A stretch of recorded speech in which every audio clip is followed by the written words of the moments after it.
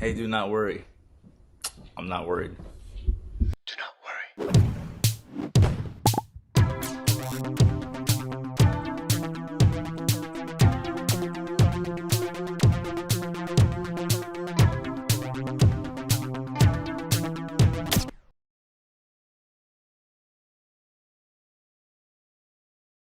Hello, everyone. I forgot that I still have the AB intro. That was just meant to be for yesterday. Forgot all about that. How's everybody doing? And welcome to a brand new Do Not Worry stream. I'm your host, Anthony, coming to you from the heart of Lebanon, where it's very cold right now. How you guys doing today? Hope you guys are doing good. Welcome all. Yeah, sorry about that. He was honestly, it's great for an intro. That's like a great line, you know? Hey, do not worry. I'm not worried. Looking at the camera. It's great. Honk Big, Marina, Presley, Kate, Jim. Hello, everyone. Ali. Hello, hello. Artful Decadence. Hello. How's everyone doing? We're here alone today. The crew was here yesterday. If you guys didn't watch yesterday's 5-year anniversary stream, Do Not Worry has turned 5 years old. Folks, we're celebrating our 5-year anniversary this week. We got all these streams coming left and right. So many streams, so little time.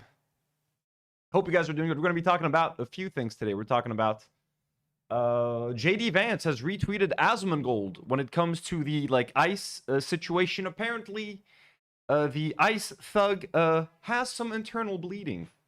So this just goes to speak to the, it goes to show what kind of decay American society has reached at this point. Iran, things are popping off in Iran. I kind of want to give my 2 cents on that. Ethan Klein is reacting to what's happening in Iran and also accusing Hasan of zapping his dog yet again. Also, Anna Kasparian had a debate with Pearl. I've seen just a couple of little clips on Twitter. Seems very interesting. Seems very cringeworthy. So hopefully we're going to be able to watch some of that in the second half of the stream. Welcome, everyone. Politics, hello. Polish Pusher, hello. As you guys will notice, there is a members counter here. By the way, I think yesterday the members counter started to automatically update because I updated it to 459 and then I was rewatching some of the footage yesterday and then it went up to 460 or something, but now it's reset to 459. I'm not sure what's happening. I think it's kind of working while I'm live. It was kind of working yesterday, but we might have more members than this right now. But our goal is 470 members, folks. If you guys want to support the channel, you can do so via YouTube memberships. YouTube members get an exclusive live stream every single week, and you can also support us via Patreon.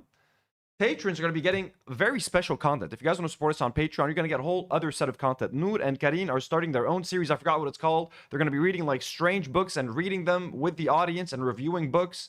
So that's going to be happening exclusively for patrons. It won't be re-uploaded for YouTube members. And me, folks, I'm going to be reacting to Kitchen Nightmares with Gordon Ramsay exclusively on Patreon. I'm going to be rewatching episodes. There's a whole bunch of them on YouTube, but if I upload those to YouTube, they're going to shut down my channel. I'm pretty sure. So, but I can do whatever I want on Patreon. So we're going to do that. So patrons, if you want to watch some Kitchen Nightmares with Gordon Ramsay, wow.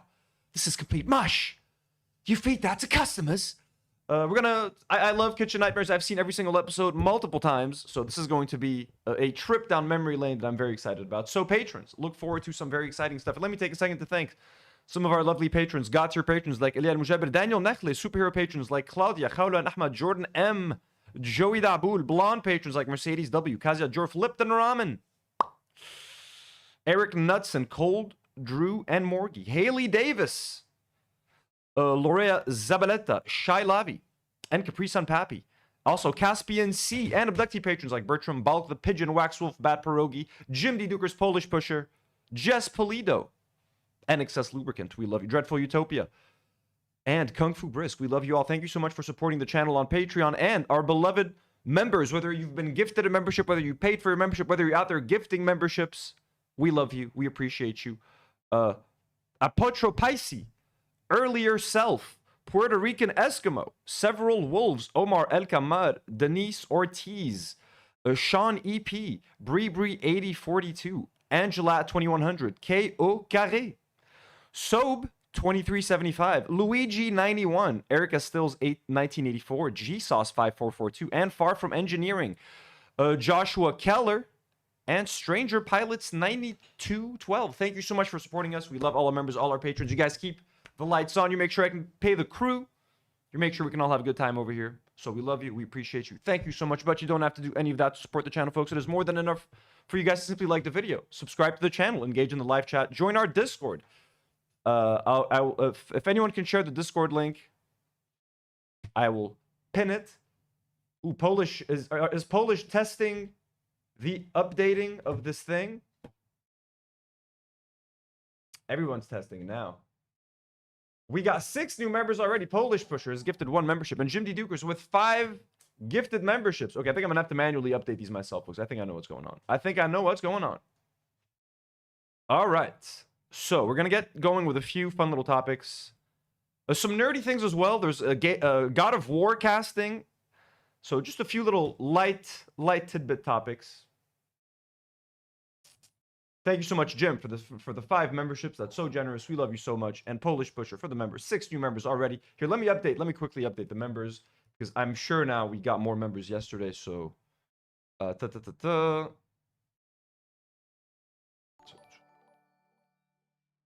28. So we're at 487, I think. 487. I'm gonna upgrade the members, folks, to look. I'm not sure if this is accurate, but considering what we got yesterday, members goal is now going to be 500, folks. Members goal has been updated. Look, I'm not asking for 500 members. All I'm saying is we exceeded yesterday's members goal. There we go. New number. I'm going to be fixing it manually. Thank you for the gifted. We love you all. Thank you so much. And Polish Pusher and Chris have both shared the Discord link. I'm going to pin that one. If you guys want to join our Discord, link is pinned on top of the description. Also, consider subscribing to my gaming channel. It's a chill channel where, honestly, if you guys are wondering sometimes if I'm not streaming on this channel, where I might be streaming, I'm probably on the gaming channel, either playing Dark Souls with my best friend Elias or Avatar. And folks, the next Avatar live stream, I think I fixed all the crashing bugs, and the next live stream is going to be the flying mission. I'm going to go unlock the flying mount. So if you guys want to watch me fly in the sky like How to Train Your Dragon with Toothless, tune into the next Avatar live stream. Do not miss that, and watch me with Elias. Last time it was a very productive stream on Dark Souls 2. We played for like 4 hours. I mean, I was getting angry as fuck, but we ended the live stream by I killed a dragon, I killed a boss pretty easily, might I add. I killed that boss, and I ended up upgrading my character like 8 levels or something throughout the stream. So while it was very aggravating and I kept dying and I felt like I wasn't accomplishing anything, by the end, after I killed that boss, I felt pretty good about myself. I'm not gonna lie. So my character is becoming a tank. So you want to watch me play some Dark Souls 2, the worst of the Dark Souls. Some people consider it the most difficult Dark Souls game. I didn't say it, other people are saying it. So consider subscribing to the gaming channel. I'm going to also share that right here. Ba-bam. Okay, let's get going. It's in the live chat, the link, also in the description of all our videos and stuff. Okay, quick little updates, and then we're going to get to ice. Yes, updates, and then we're going to jump into some ice stuff. And again, sorry for talking about ice a lot. I'll explain that in a second. Okay, first, we've been talking about Grok on X, on Twitter, basically becoming a porn site. No other way to say it. You can undress any woman you want, no matter how old or young she is, folks. Kind of insane. You can put people in bikinis, children, Muslims, you can whatever you want. It was fucking crazy. It was out of control. I hope Twitter gets sued into oblivion. I hope Elon Musk gets sued into oblivion for all of the CSAM, everything that was allowed to happen non-consensually on that website. Maybe it's kind of starting to not look up, but like, I mean, this is the bare minimum. X announces that Grok will no longer allow edits that sexualize real people's images, including adding bikinis, amid threats from the UK to ban the platform. Yes. I don't understand how people weren't trying to ban this earlier. I mean, the US, because Donald Trump is president, they're never going to threaten to ban fucking Twitter. It's in their service to keep Twitter. But yeah, the fact that the UK, at least the UK stepped up and threatened to ban the platform. If that's what it takes to protect children on the internet, like, holy shit, I don't know what the fuck to say. Holy shit, the bare fucking minimum. But some good news, ladies. You can now post pictures on Twitter without fearing to be undressed digitally. Kitty cats, relax. They're losing their minds out there. So this guy, yeah, like the stream. I agree with Artful Decadence. She says, like, don't forget to like the streams, y'all. So that is some good news. Switching to some nerdier news, this is the first look at Sophie Turner as Lara Croft in the live-action Tomb Raider series. So I think this is coming from Amazon. Yeah, it's going to come on Amazon Prime. This is, look, a lot of you guys have been playing. Lara Croft is a legendary gaming character, video game character, pop culture icon. I think she looks pretty good. I think she looks pretty good in the role. I mean, there's one tweet that I kind of agree with. I think Sophie Turner is an okay actress. She's, by the way, if you don't recognize who this is Sansa from Game of Thrones. She was Sansa from Game of Thrones. I think she looks the part, but I think from what I've seen in her acting, this is where she's going to have to surprise me, because I've only seen her in Game of Thrones, and I felt that her acting was always just a little bit okay. She was never my favorite character. But even though she's had a lot of range to like, Sansa has gone through a lot of horrible shit, and she's had to mature as a character. But I still haven't seen anything in that performance, at least, to suggest that she could be like this badass action hero explorer. So the responsibility now falls on her to prove that she can do it. But she looks the part. They nailed the fucking costume. She seems to have the swag in the photo. There is this tweet from Kenjack, who I don't know who this guy is, if he's problematic in any way, but what he says is she does not have the swag for this role. And when I first saw this picture, I kind of agreed. I was like, maybe does she have like the attitude for Lara Croft? Does she have like that confidence? I'm not sure yet, but I'm hopeful. You know what I mean? I'm gonna go into the show optimistic. I used to play Tomb Raider when I was younger. I think I saw the other Tomb Raider movie with Alicia Vikander on an airplane. I don't know why I ended up seeing it on a plane. I remember the reviews weren't great, so I skipped it in theaters, and I never ended up seeing it on like any streaming service. So I was on a plane and I saw it, and I can't remember if I've seen the whole thing, if I fell asleep halfway through. So I might have to watch that one again. But I mean, this looks okay. This looks okay. Bob Vorn says she just needs your katana hat on and I'd approve. Irene the Dream says she's not. No, Angelina Jolie was the greatest casting for this role just because she looked the most like Tomb Raider. Like, she looked like Tomb Raider spit out of the video game. It starts to make you wonder if, like, did they model the Tomb Raider character like after Angelina Jolie? Let me see Tomb Raider actors. Let's see if we have like some kind of a collage of everyone who's played the role before. I mean, this was Angelina Jolie, who straight out of the video game, like straight out of the game. And I also, I also understand that it could be considered like a problematic character, overly sexualized, all of that. The male gaze, absolutely, like, you know what I'm saying? Like, it could be very problematic. But in terms of capturing the essence of the video game, however problematic it was, they captured it. And then Alicia Vikander's Tomb Raider also was more true to the more recent versions of the video games. This was her version of the character. I thought she was great. Like, I don't know why they didn't give that franchise. I mean, I know it didn't make a lot of money. I mean, they could have probably tried to make a series out of it, but they figured it's better to start fresh. But I mean, that was wasted casting, honestly. Like, how do you fuck up the Tomb Raider franchise with Angelina Jolie, and then you get blessed with Alicia Vikander, and you also fuck up the series? Like, come on. So good luck to Sophie Turner. It's a good start so far. Definitely looks the part. We need triangle bazungas. Mohsen, how's it going? Mohsen, natik lafiyet. Billy Beaslebub says, were the Vikander movies any good? There was only one Alicia Vikander movie. It was okay. I think also, what's the guy's name? God damn it. He's in White Lotus, the season 3. He's also in oh my god, I froze. Did my camera freeze?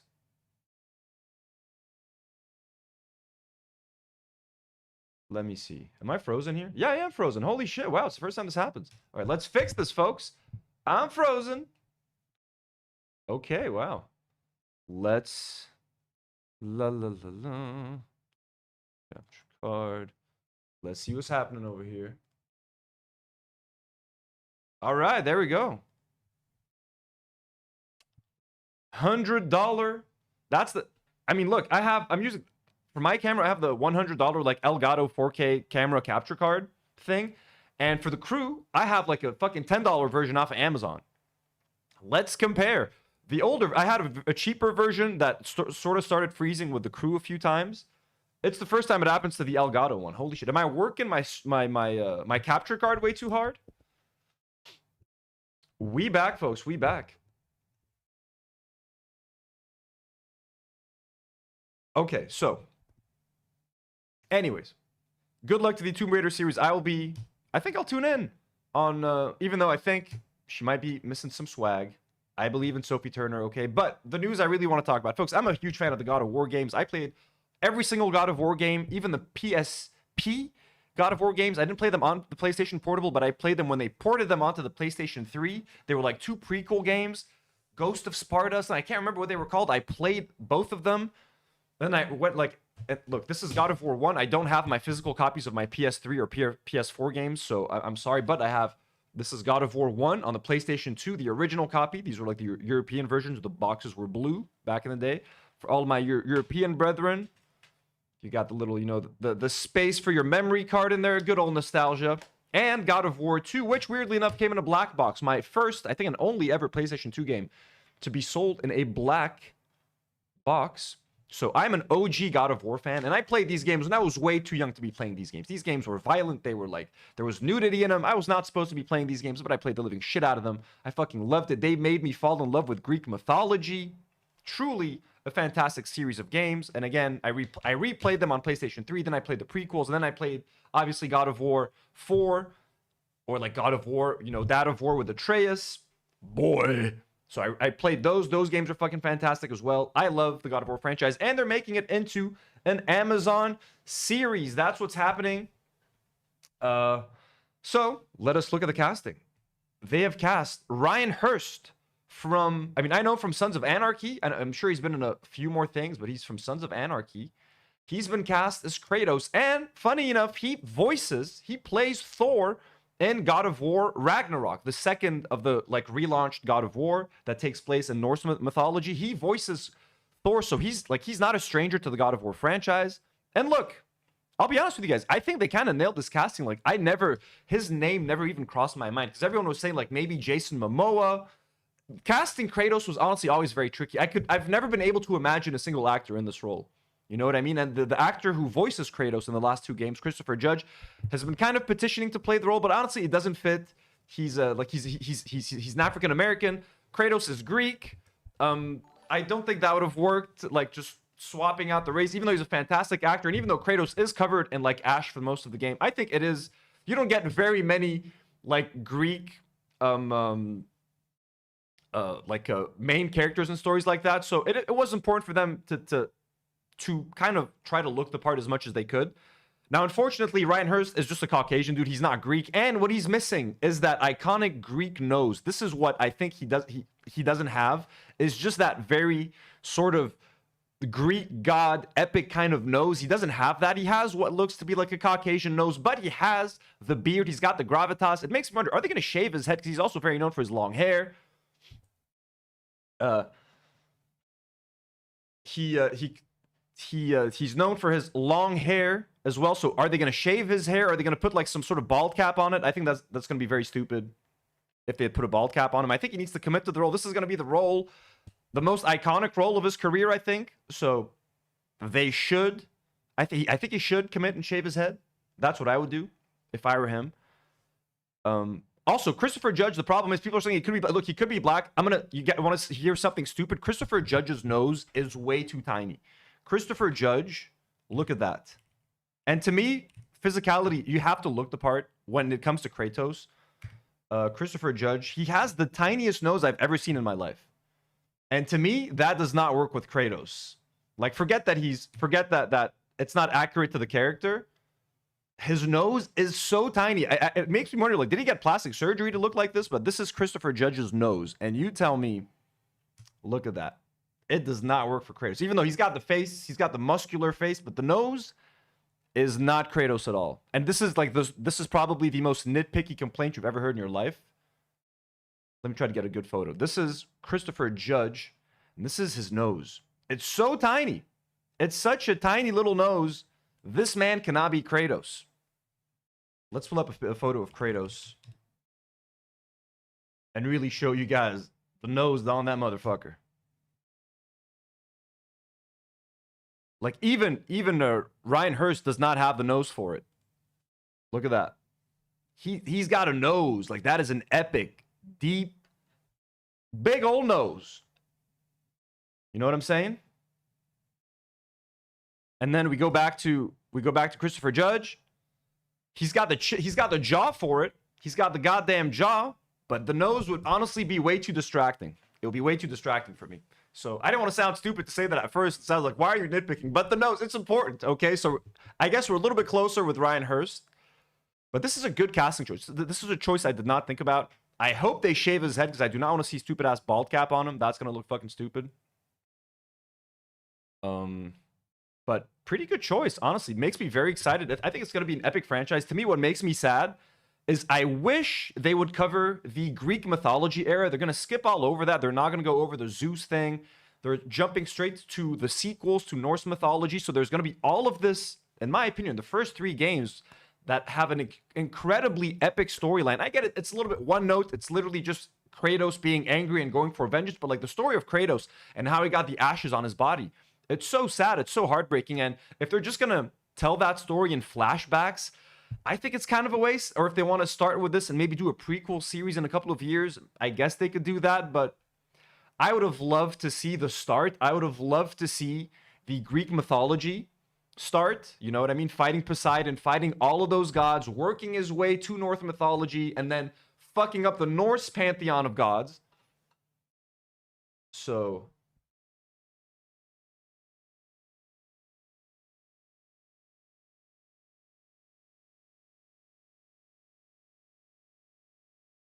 Emo Sarah says it's his jaw. Christopher Judge has a beautifully distracting jaw. He's a beautiful man, honestly. He's got a beautiful jaw. It's just, yeah, for Kratos, it was just not gonna work. Chris says Ryan Hurst is not buff enough. He doesn't look buff enough, but I think he's beefy. Like, he's beefy enough, so he's definitely, if he works out and gets a bit toned, but also they're doing, like, God of War 4. This is Dad of War. There's less pressure on him to look like this is no longer Kratos, the general of the Spartan army. He doesn't have to be in tip-top physical shape. You know what I mean? He can let himself go. He's got a kid. So I think they can get away with him not being complete. He doesn't have to be ripped, but he's got to be beefy. And he's got to be kind of toned. Like, you have to be able to tell muscles and stuff apart. It can't just be blubbery. But he doesn't need to have like a six-pack or anything. I don't think they need to go that far. Lean into the Dad of War kind of thing. But this is dope, man. This is good casting. This is really good casting, honestly. Thinking out of the box, a name that never crossed my mind. And now that they mention it, like, I think the character is in good hands. And just look at him right here. Like, he's got that gravitas. He's got that seriousness. I can imagine him saying, boy. So, I don't know, man. I think it's good. I think it works. Presley says The Rock and Jason Momoa. Yeah, some people were saying maybe The Rock could not have worked for this. Some people were saying Triple H, like the wrestler. Hell no, the guy's got zero acting experience. This was a really tricky one to cast, honestly. Very, very tricky. So this is fucking dope. And these are rumored other actors to have joined the cast. This guy, so Max Parker, is being looked at as Baldur, and this guy looks perfect as Thor. Olafur Dari Olafsson. This dude right here is Thor, because they made Thor in God of War 2. Like, he was chunky Thor. He was dad bod Thor. This guy looks like he would be a great Thor as well, like a better choice than he was. So this is starting to look good. I'm excited for the God of War series, dude. I kind of wish they went back to the Greek mythology era, and it would have worked. But this is looking fucking dope. This is all looking very good. This is looking very good so far. And the showrunner for the series is Ronald D. Moore, the guy who was the showrunner for... I haven't watched Battlestar Galactica, but I've heard nothing but great things about Battlestar Galactica. And it is one show that I want to watch. He was also the showrunner for... What's it called? For All Mankind on Apple TV+, a show that I've enjoyed quite a lot. So he's a good... I think the show is in good hands, definitely. Quick little random break. Look, I get these videos all the time. Stuff being made in like unsanitary conditions in various countries around the world. And I don't like watching them because, I don't know, they're kind of gross, but this one caught my attention. Let's watch some people make some orange ice cream, shall we? The stuff of nightmares.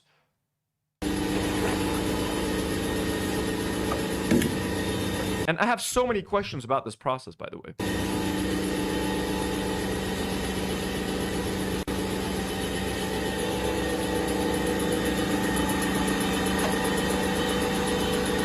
Okay, what is this brown water that they're putting this in? That's what I'm like. Is this like really, really cold water? Or like...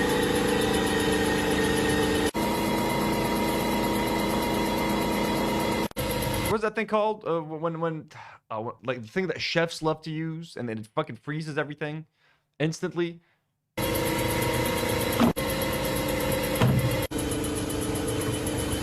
Yo, what is this? What is this water, dude? I think I missed a super chat earlier. My bad. Bob Vorn sends $2 and says, "Kastana hat." Read it in Arabic from Motor City. Kastana. Oh, Kastana hat. Oh, I thought katana. Kastana hat. All right, let's go. Aywa, Bob Vorn, let's go. Motor City. Is that Detroit? Jim D. Dukers, the $2 donor, says, "Cast Anthony as Thor so long as he wears that hat." You guys are liking that hat? You guys like my hat in the chat? It also has a ear down mode. What do you guys prefer? Ears up or ears down? This is like a bunny rabbit mode. This is so cursed. Liquid nitrogen. Yeah, is this liquid nitrogen or something? Like, is this like literally liquidy nitrogen? Like a thing full of liquid nitrogen? And then look at this, like, so they put it in it again. So it like solidifies again.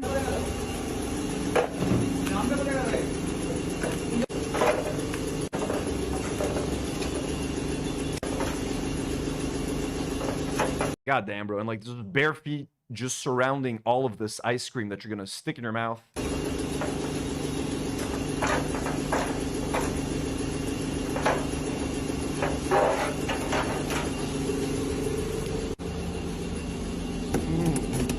In the cooler for selling. Anyways, just a little random break.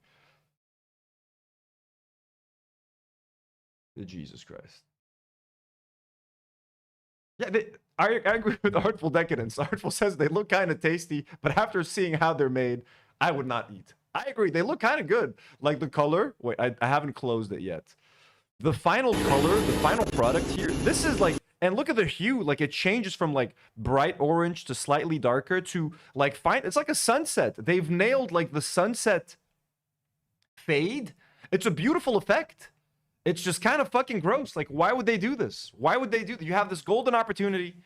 Look at this beautiful product they've made. But look, I mean, can you imagine these guys working in like actually decent conditions? Like, if they manage to deliver this product in such a shit factory, can you imagine what they could do with slightly better equipment and like not shit brown water?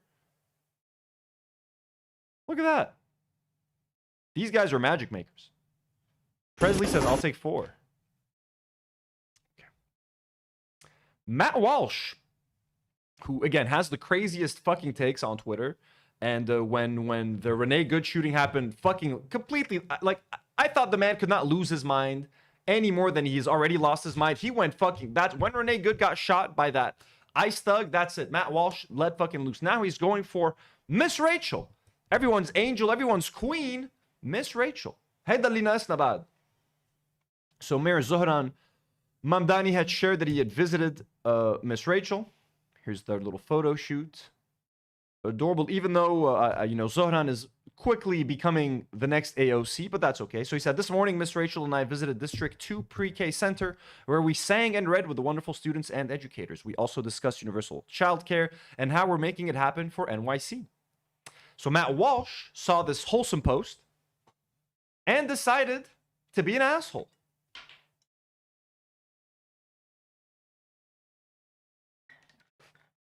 Jess Polito says, "I think I'd rather eat my red 40 popsicles." USA. So again, but like, so what was that water? Just really cold water? Is that what was happening? So here's what Matt Walsh had to say. "A lot of conservatives criticize Miss Rachel because she's a far left propagandist. Fair enough. but I hated her content long before she went political.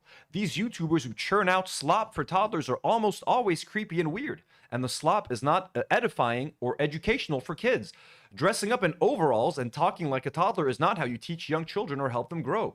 Don't talk down to kids or patronize them. Think about Mr. Rogers. He didn't speak to kindergartners like a kindergartner. He was the wholesome grandfatherly figure. That's the right vibe for children's content. Miss Rachel is nothing but a slop merchant. Oh yeah, so Matt Walsh wants it what it was like in the 1980s. Have an old man talk to kids. That's not what kids want today. And by the way, Miss Rachel is like a legit child educator. Her husband, if I'm not mistaken, is like a Broadway music composer and writer and performer. So like they have legit chops. The music that they write is catchy for a reason. They're not like actual kid slop tubers. They make actually great content for kids. Lindsay Ellis, a YouTuber whom I love and who I've looked up to for many years, did a great video on Miss Rachel. And I think I watched some of that on one of my member streams a few months ago, basically like going through how Miss Rachel is basically today's Mr. Rogers, and how she and goes through all of her qualifications and why she's such a great educator, why she's so like legitimate. So Matt Walsh is just again showing his partisan colors. He's just showing that he's just shitting on the left to shit on the left. He's shitting on Miss Rachel because she doesn't support a genocide in Gaza and that she sees people as equals. So he's kind of insane. There's a lot of parents that I know that you know use Miss Rachel's content, and it shouldn't matter, honestly. So Haley D says the content isn't for him unless he thinks it is, which, right? R.I.P. Mr. Rogers, though.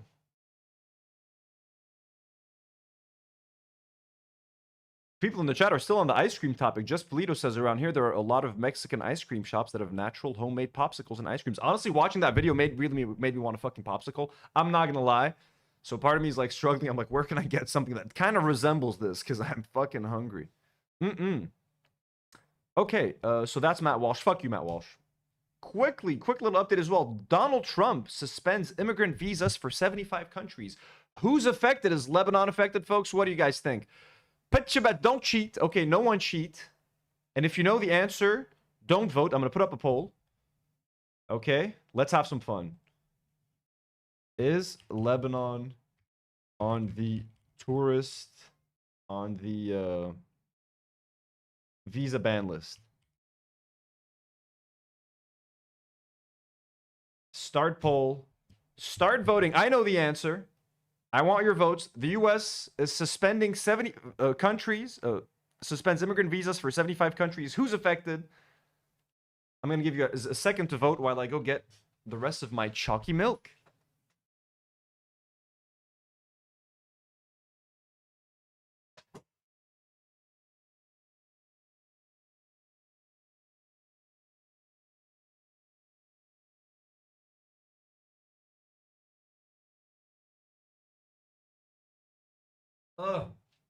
Don't forget, Donald Trump's daughter is married to a Lebanese man. Donald Trump has a Lebanese son-in-law, and the United States have built. I don't know. Don't consider me. Don't think I'm trying to trick you or anything. I'm just giving you guys extra context. Do with it what you wish.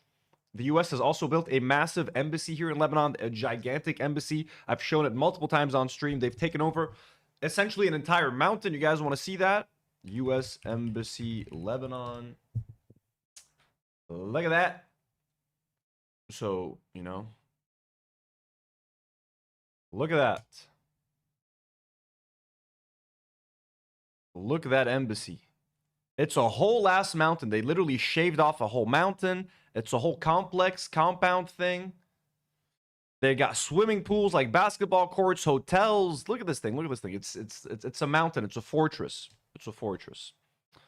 So, now that we have that out of the way,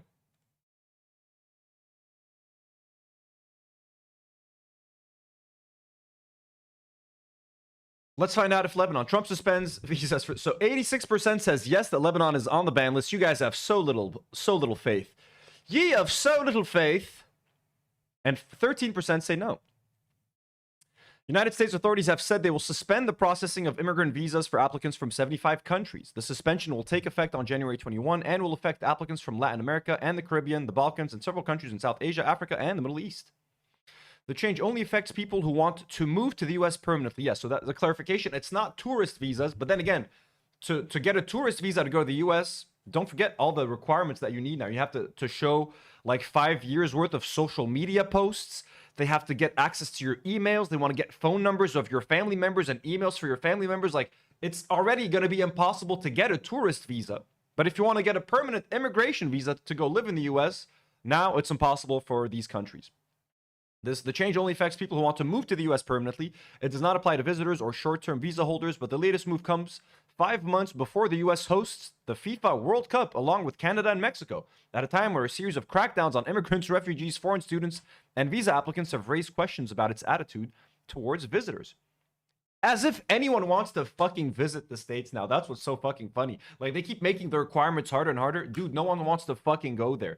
Enjoy your fucking ICE Gestapo arresting American citizens. I don't even want to fucking go there. I have to go there to fucking visit my family. You think any foreigner is fucking willing to go visit the US to watch their favorite football team play, to get arrested and sent to like Venezuela? Dude, no thank you. No one wants to go to the US. It looks like a fucking nightmare. Just going through your airport sounds like a nightmare.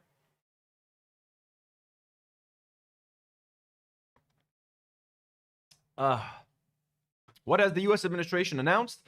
The State Department said it has told U.S. consulates to stop processing immigrant visa applications from the affected countries. Okay, blah, blah, blah. Let's get to the countries, okay?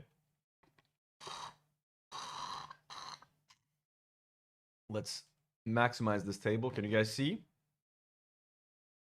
So far, it's got 5 pages. So far, Afghanistan, Albania, Algeria, Antigua and Barbuda, Armenia, Armenia too, Azerbaijan, Bahamas, the Bahamas, Bangladesh, Barbados, Belarus, Belize, Bhutan, Bosnia, and Herzegovina, Brazil, Cambodia, Cameroon, Cape Verde, Colombia, Cuba, Democratic Republic of Congo, Dominica, Egypt, Eritrea, Ethiopia, Fiji, Gambia, Georgia, Ghana, Grenada, Guatemala. Chris is in shock. He says, Armenia, what did we do? Exactly, Chris. Guinea, Haiti, Iran. No surprise there. Iraq. So far, a bunch of Arab countries. Egypt, Iran, Iraq. Iran's not Arab, but Haiti, Ivory Coast, Jamaica, Jordan, another Arab. Jordan, what did Jordan do to you? Kazakhstan, Kosovo, Kuwait. Kuwait, really? Kyrgyzstan, Laos, Lebanon, folks. There we go. Boom, boom, boom. We got banned. We're banned, folks. They don't want me. They don't want us in your country. They don't want any more Lebanese people moving to America. It's over for me. It's Jover. Also Liberia, Libya. It's all over. Everybody who voted yes, you win. You win. Let's see who the other countries are out of respect. Macedonia, Moldova, Mongolia, Montenegro, Morocco, Myanmar, Nepal, Nicaragua, Nigeria, Pakistan, Republic of the Congo, Russia, Rwanda, St. Kitts and Nevis, St. Lucia, St. Vincent and the Grenadines, Senegal, Sierra Leone, Somalia, South Sudan, Syria, Tanzania, Thailand, Togo, Tunisia, Uganda, Uruguay, Uzbekistan, and Yemen.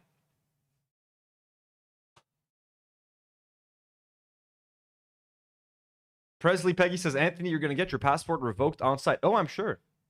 Polish Pusher says, does Lebanon want any Minnesotans? Yeah, ahla wa sahla, but I don't know if you guys want any of Lebanon. Look, my thing is with America, like we're going to get to it with ICE right now, right?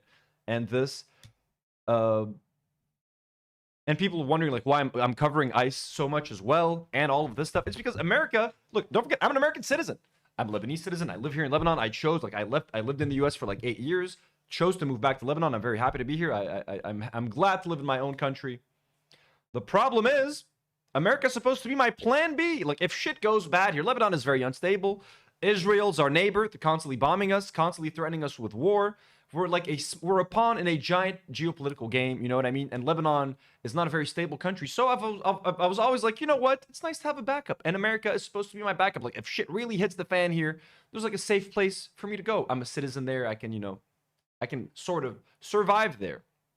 So to watch America descend into all-out fascism, to see fucking Gestapo thugs in the streets arresting American citizens, anyone, dude, white, black, Mexican, it doesn't matter. Hey, show me your ID. Where were you born? Just questioning people left and right. It's fucking insane. It's weird. Like, I know there's a lot of inequality in America, and there's always been a lot of racism, but like, it's never been like this. It's never been this fucking insane.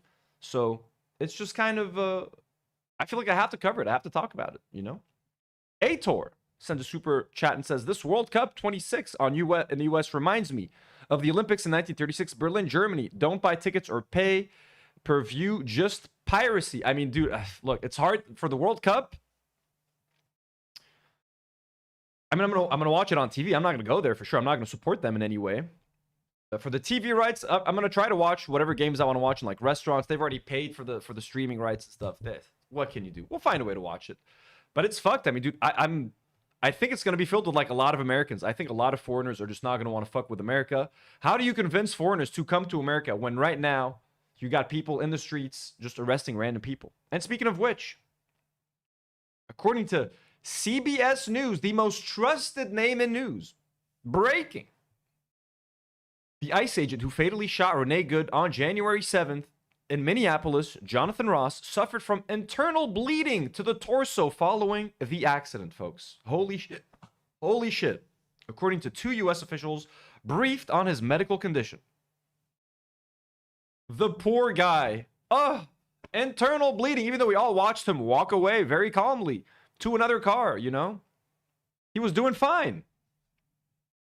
Laura Bassett shared that tweet and said the government is now lying through CBS because lying straight from the podium wasn't working. Yeah, this makes the whole acquisition of like the Ellisons acquiring CBS News and putting Barry Weiss at the top of CBS News just because she's going to give them more favorable coverage. This is what they're doing. They're using Twitter, they're using CBS, they're using the news, they're using the media to spread their own propaganda, to spread their own bullshit. It's fucking insane that this even makes it out to the news. There are no sources, by the way. Like, the sources says 2 U.S. officials briefed on his medical condition. Who are they? What evidence have they presented? Also, internal bleeding is a very vague term, supposedly, because according to this, Rogue POTUS staff says, all right, medical Twitter, do your thing. Internal bleeding versus promptly released from the hospital. Go. So we have a bunch of people explaining what it could mean. Matt Orswitz says, internal bleeding is not a real medical term, so it could refer to anything from an abdominal wall bruise to massive hemorrhage from a splenic or hepatic laceration. If it didn't require surgery or some type of interventional radiological procedure, then it wasn't very significant.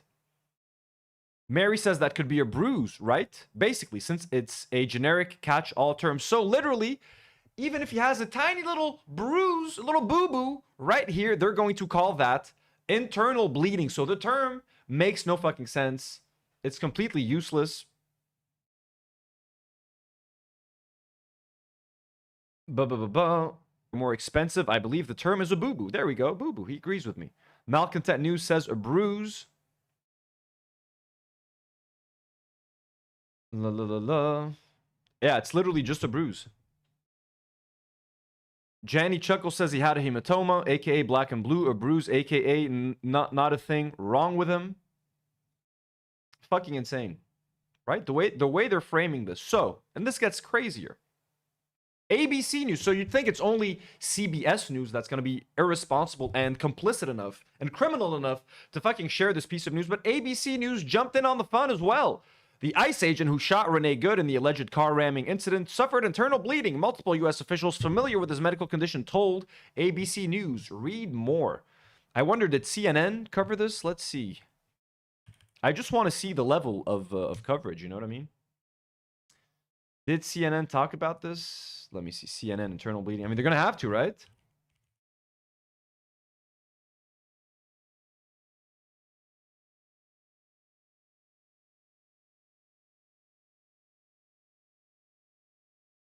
I can't seem to find CNN talking about it. And because they tweet like every fucking 10 minutes, so it's going to take forever to find that. But let me scroll down just a little bit and see what's up. No, doesn't seem like they talked about it here. crazy. The fact that ABC also fucking talked about it. Brendan Wood says they were threatening her. Brendan Wood says they just glaze over the fact that armed thugs with masks on and no identification can appear even more life-threatening than a vehicle rolling towards you. I know, it's fucking crazy. That's all fucking crazy. So, what makes this even worse? JD Vance retweets the CBS News article and says, breaking the ICE agent who fatally shot blah blah. He says, while much of the left has lied about this case, it turns out ramming a law enforcement officer with a car causes injuries. Who knew? So again, he's completely doubled down on it. He's even antagonizing the audience. Good luck in 2028, by the way, man.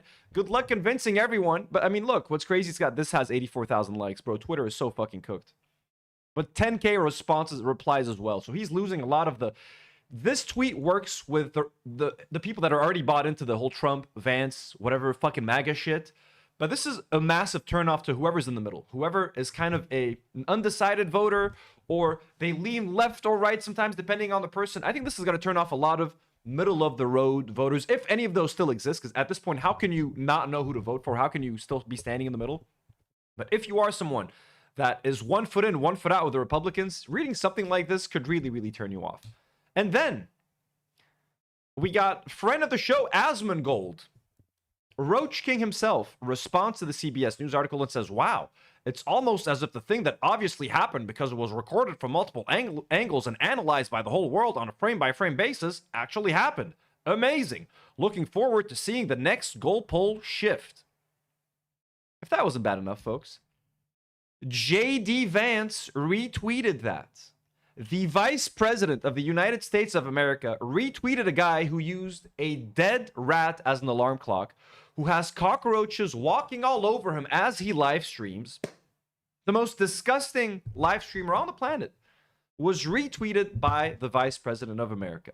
That is the level that we're talking about right now in terms of like media, culture, politics, everything converging and coming together. Holy shit. JD Vance retweets Asmongold. This is how cooked we are as a society. And this is what Asmongold had to say about the retweet. Let's see what... trigger warning, guys. Y'all gotta... Ooh. Oh. Obviously. Got retweeted by the vice president. It's a good day for me, huh? How about that? Yeah. Dude, the guy seems like a parody. Like, I can't believe this is a real person. He's like a parody of himself. How about that, bro? We're bringing it back. Real recognized real? Yeah. Thanks, bro. How about that? Like with a brown aesthetic, the constant brown in the background. Really, really does a lot to help. I appreciate it. Thanks a lot. Y'all gotta take that 2% idea I had. Y'all gotta think about that. You're gonna get those in the fucking, what do you call it? The mental institutions back. They do. That's fucking funny. Oh my god. I got retweeted by the vice president. That's nuts. How about that? Think he's watching right now? Maybe, man. Maybe. That'd be fucking funny if it was. And yeah, winners win. I guess that's the case, right? No, the fuck, that's crazy. I mean, the thing is that I don't really talk about this a lot because I think that it's kind of like an ego thing. I know there are other streamers that like talking a lot about how, you know, they get mainstream credibility and mainstream approval. There's a lot of guys that are in really high places that I've spoken to and communicated with, and they're really nice guys, and some of them really appreciate what I do. And so... he's talking about like probably Elon Musk. This JD Vance. Congratulations. Again, Asmongold, enemy of the show, folks. Enemy of the show. Very proud to stand against whatever this man fucking stands for. Yeah, I've got no. I don't really talk about this. I don't go to on news stations or anything like. The common man, the everyman. Polish person sends a $5 dono and says people are driving from out of state to do an anti-Islam protest on Saturday in a Somali neighborhood. Holy shit, that's so fucked up, Polish pusher. I'm so sorry about that. People are driving in from out of state to Minnesota to do an anti-Islam protest on Saturday. That's in a Somali neighborhood, which is probably going to be majority Muslim.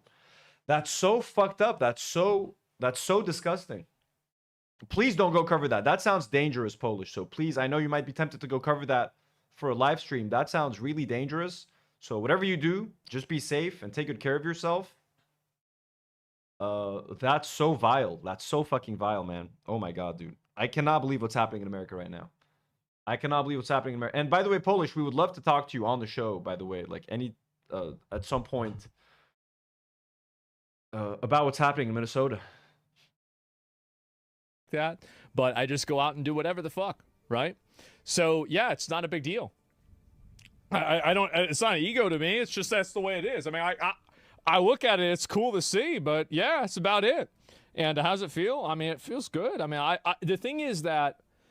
And this is what I said too. Wow, it's almost as if the thing that obviously happened because it was recorded from multiple angles and analyzed by the whole world on a frame-by-frame basis actually happened.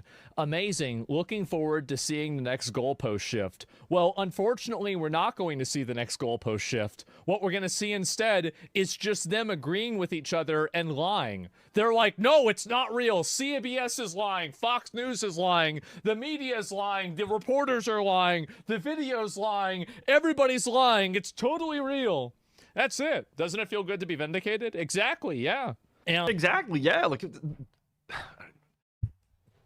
how does it feel to so easily be manipulated? Like, you know what I mean? Like, just buy whatever the government fucking shit slop they sell you. Hey, he's got internal bleeding. Sure, there it is. CBS says it. And conveniently, you know, like they're also happy to believe this CBS article or tweet, but any other piece of news comes out, fake news, we don't trust the source. But as soon as it works in with their narrative, it's just so eager to bootlick, to kneel to the authority. I just don't understand it. And how does the audience even like that? Like, how does this audience enjoy capitulating to the government and government forces? Like, do they hate leftists so much? Do they hate immigrants so much that they're like, fuck yeah, the government, we fucking love the government, federal agents fucking up people's homes? Like, this is against everything these people are supposed to stand for. This is what's really confusing to me. You know what I mean? Like, I guess their racism and their hatred for women and immigrants outdoes their hatred of, like, government and tyranny. Like, tyranny's fine as long as it's someone that I don't like, I guess, right? It's crazy. Jim sends $5 and says, repeat the lie often enough, it becomes the truth. Yeah, I don't even think he agrees with half the shit he's saying. You just have to sit there and repeat that shit to your audience so you can keep making your money on Twitch or on Kick. Repeat the same bullshit over and over again. Agree with whatever your audience says. Hermio Torres says if they're deep into or easily captured into ideology, they'll believe anything that makes them superior. It's just really stupid. But anyways, there's a whole lot to talk about in terms of ICE, so let me not spend too much time on this. There's nothing to say about Asmongold. Honestly, anything more than this. Let's talk about slightly more important stuff. But yeah, JD Vance retweeting Asmongold. Yeah, by the way, I mean, apparently has like 20 or 30,000 botted viewers. I mean, holy shit, man, have some fucking pride. Accept whatever viewers you have. If I ever get to a point in my life where I'm botting views because I'm too ashamed of how many viewers I have, you know, might as well just quit the fucking game, man. Why are you doing this for fake audiences? Look, I have 138 people watching me now. Couldn't be more fucking thankful. 138 real people. Beautiful. All right. JD CBS. So anyways, now while Americans argue whether or not the guy has internal bleeding, someone else has been shot in Minneapolis. This is from Status Quo. We're on the scene in Minneapolis as shots were reportedly fired by ICE. One resident tells us ICE shot a kid that was trying to run away from them. They start shooting kids now. This is unconfirmed and we don't have all the details of what happened. Live now. Not quite sure what the situation is there. They were there when we arrived. They seem to be cuffed. So what? Do you know what happened on the ground here? Shisha says Asmongold having such a large audience is a scathing indictment of the American education system. Again, American education, parenting, the kids' media diets, whatever their parents are letting them consume on social media running rampant. Like, again, the people that kids are looking up to right now, like Nick Fuentes, Asmongold, Aiden Ross, XQC, The Nelk Boys, just the most garbage of content. Also, the democratization of content creation, like social media, Twitch streaming, YouTube, just allowing anyone with a fucking microphone and a camera to get online and make videos that your kids can be exposed to is honestly very fucking dangerous. Like, there should be some kind of fucking censorship or allowing people, like, I think, what country is it? China, that's banning podcasters from talking about politics unless they have like a political science degree or something. That there should be some kind of something, like anyone can talk about anything, make anything, and reach anyone at any time. You can't let that happen. Sure, if Asmongold is entertaining, if you want to watch him because he's fun to watch playing Dark Souls, hey, that's your thing. Watch him play Dark Souls. But if you're going to get your news and political ideology from Asmongold, then you're talking something else. So while it's great, like, look, someone like me has found a career in making videos and in streaming because of the democratization of content creation. So I'm someone who has benefited from that. But also, like, it's just fucking crazy. And look, maybe if I had to get like a fucking permit to stream, I might get rejected. I think it is worth it. I think I am willing to give up my streaming career in order for people like Asmongold to like not get the opportunity to ever find an audience.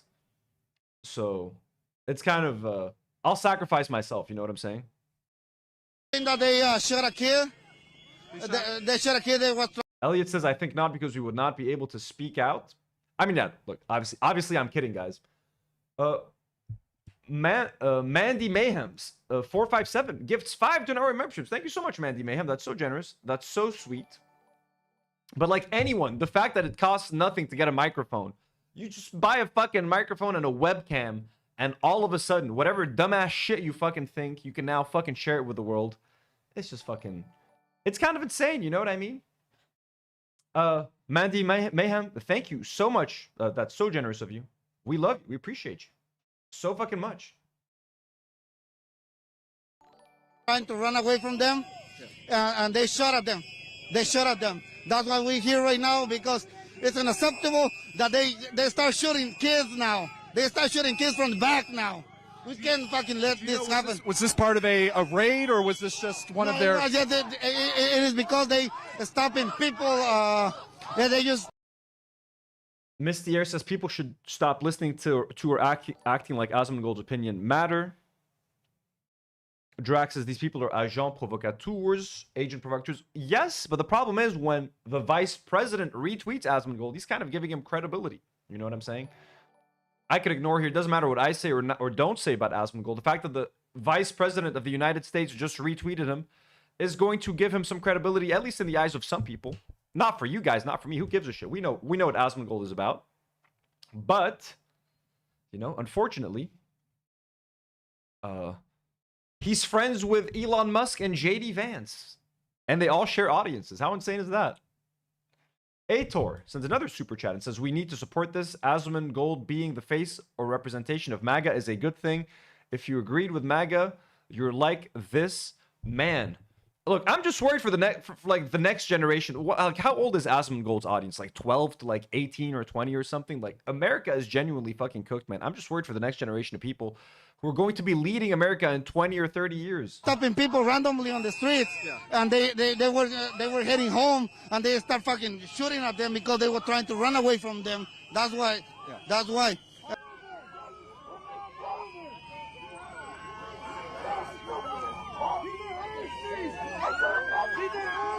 Yep. There's Border Patrol officers in full camo. They're armed with... A couple of them have night vision. You can put the microphone to what they're saying. Dude, what are you doing? What made you sign your oath?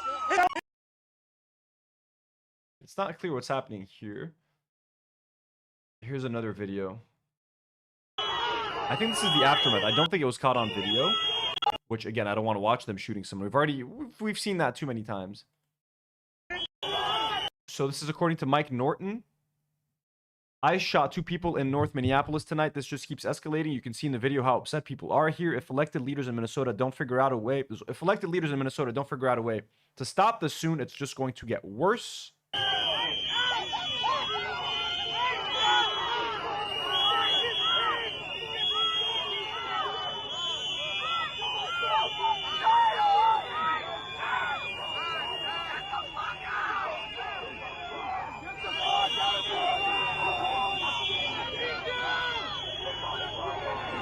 Drax says cops watch Asmongold.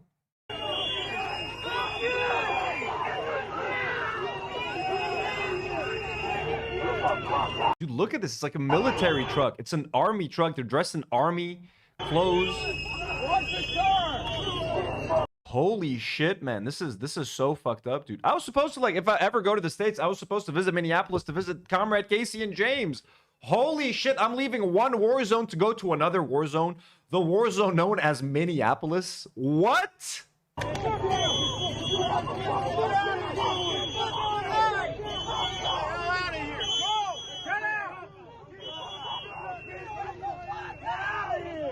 People telling them, screaming at them to get out of here.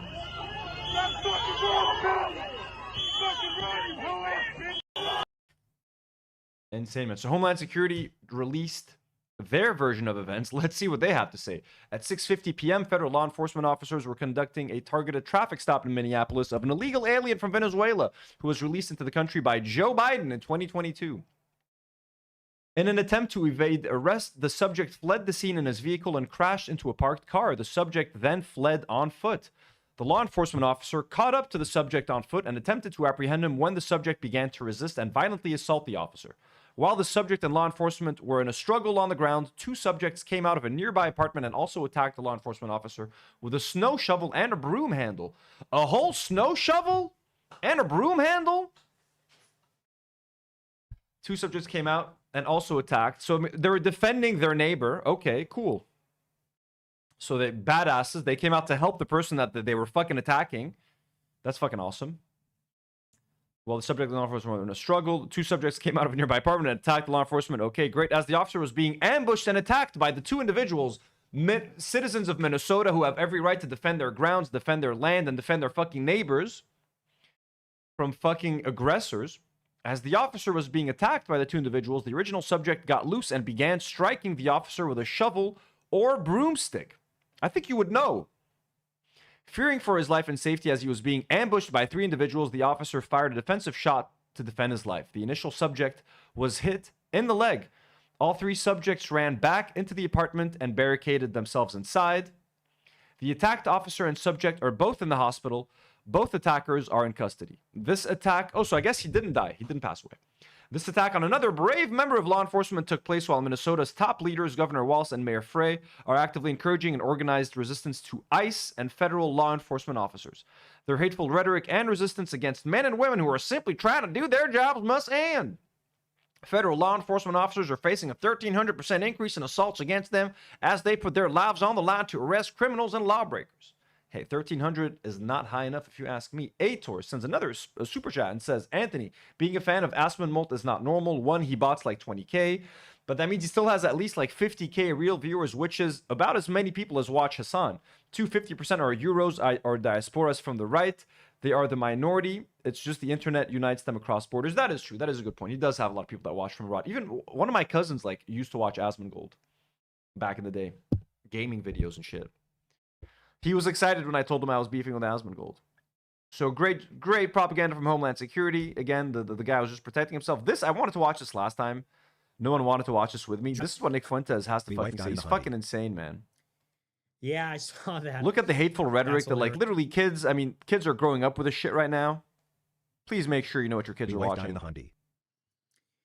Yeah, I saw that. That's hilarious. George Floyd, 1 month sniz free. You lick sniz. Dude, George Floyd licks sniz. Pass it on, dude. Hey, George Floyd licks sniz. Pass it on. Tell your friends. Fuck you. How can you, dude, anyone that is sympathetic about that, fuck you. No offense. I saw Tucker. Tucker was like, whatever you believe, it's a tragedy. Dude, it so isn't. She was, George Floyd licks sniz. Pass it on. Tell your friends. Yo. George Floyd licks sniz. How can you, dude, anyone that is sympathetic about that, fuck you. No offense. I saw Tucker. Tucker was like, whatever you believe, it's a tragedy. Dude, it so isn't. She was probably the dumbest bitch you ever met. Sniz, we heard it again. Yeah, Haley says the Jubilee guy all over again. You like sniz? I just want to hear just how he talks about women is just honestly disgusting. Look at her face. Look at her stupid fucking pumpkin-headed bitch face. Look at her face. Look at her stupid fucking pumpkin-headed bitch face. We've all seen that face at like a parent-teacher conference, at a grocery store. She's like a prototypical bitch Karen. She's got the nose ring, the short hair, totally fat. Her eyes are crazy. She's a lesbian. And people go, this is a tragedy. Like, what? For who? No, I'm sorry. Oh my god, man. Like, really, I wish I could say what I was thinking. You know what I mean? Like someone who thinks like that and who, like, again, I'm not for censorship. Censor this motherfucker. Get this guy off the air, man. Like, honestly, someone like that should not have a platform. Like, it's fucking insane. It is fucking insane to me. Where does he even release his shit? Like, Kick? Be ashamed of yourselves, man. Yeah, I bashum. People like that are causing so much fucking violence, so much fucking hatred. He's got 5 minutes of this shit. This was just enough to listen to, just to be completely, you know, to get the idea. Here's an interview with a gentleman from Minnesota. This is nuts. This is fucking, yeah, and you're right in the middle of this shit. What the fuck is going on, dude? This is insane. Have you ever gone out to these sort of things before? Never. I've never protested in my life. My brother's here. He does it all the time. I've never. Yeah. Like I said, I'm far enough away, but close enough, and I sit in my cushy house and look at shit and get mad, and yeah. They're just trying to fucking scare people, and, you know, but. They're activating people like this guy who don't usually protest. Like, this guy normally doesn't give a shit. He'll sit home in the warmth, fucking watch TV, maybe enjoy a beer before he has to go to work in the morning. Now this guy is hearing all this shit. He's watching all this footage at home, getting infuriated, and he's going out in the streets. This is what's happening. This is why people, like, when the government tries to convince you that this is like a militia or the left is sending out people to fight. It's like, no, dude, these are just regular people like you or me watching what's happening at home. They can't believe that this is happening in their own home fucking town, and they want to fight for their neighbors. But why shoot people? No, you know what really pisses me off? You know, but why shoot people? No, you know what really pisses me off is the fact that they detain people, cuff them, and then still beat the shit out of them. They tell you it's immigrants, only immigrants. It's fucking anybody. I have friends that got detained, and all they were doing was fucking driving home from work. What the fuck? Sounds like you don't fit the definition of the, No, and I'm not fucking paid to be here like everybody fucking says. What the fuck is that? I gotta work in the goddamn morning, just like everybody else. I'm just here trying to stand up for community, dude. Here goes, I got work in the morning, man. Look, he's got better things to do right now. You think he wants to be out there in the cold, standing at risk, getting shot by ice or getting a gas canister thrown at his fucking face? The dude just wants to enjoy a little brewski, have a little nice steak dinner before going to work in the morning. And this is what he has to deal with. We're all human beings here. I don't give a shit who you are, where you came from, what color you are. It doesn't fucking matter. This is wrong.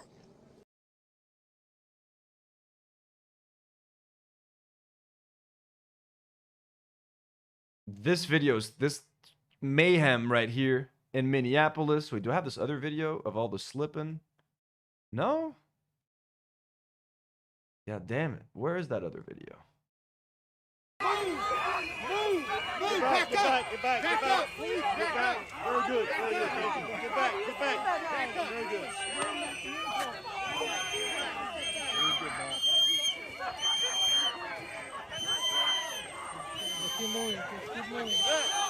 Like, how old is this kid? Like, this guy looks like 13, maybe? 14 years old? Little child?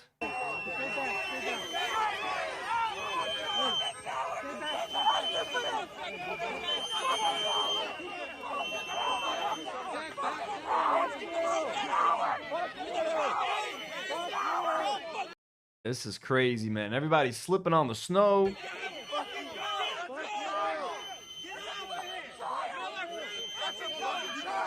Like, what the fuck is happening over here, man? I love the solidarity. Like, all the neighbors are around trying to stop this.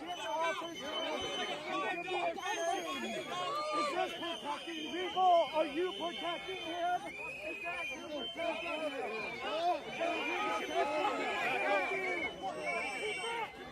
Yeah, Hermio Torres, good point. Says, I'm getting cold watching this boy move with arms and legs out. Like, yeah, give the kid a fucking jacket, man. Let him wear some sweatpants or something. Oh, there's another kid. There's another, like, what, how old is it? 14? Little boy? It's another little boy.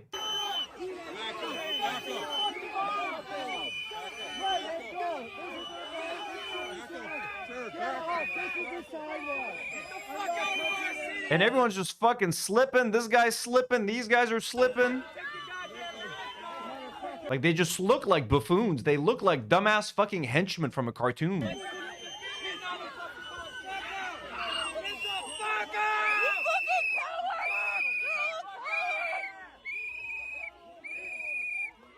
What are these guys doing down here? Look at this. Let him go! Please, please, get out of our home! Let him go! Let him go! Let him go! Let him go!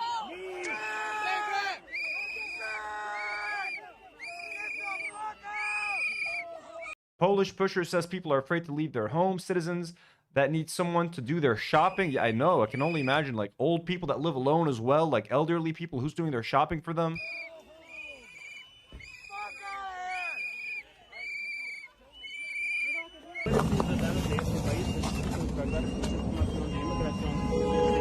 This little boy, man, look at this guy.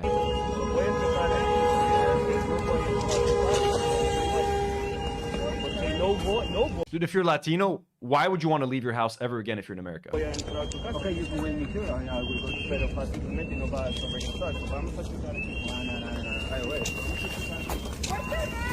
Stay back, please.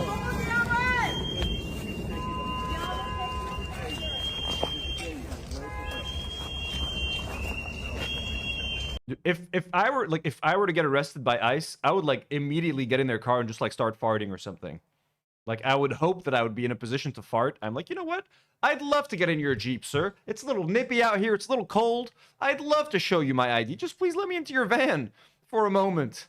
You know what I mean? Let me get into the van and let us have some fun. There's one video that I wanted to show.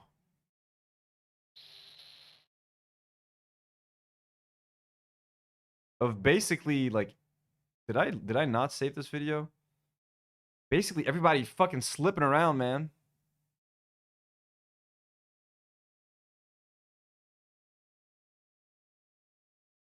Yep, here it is. This one. This is a tweet by Devin Nunes. Says some smooth brain in DC thought having ICE ramp up activity in Minnesota in January was a good idea. Folks, we're not fighting against smart people. Shame on you!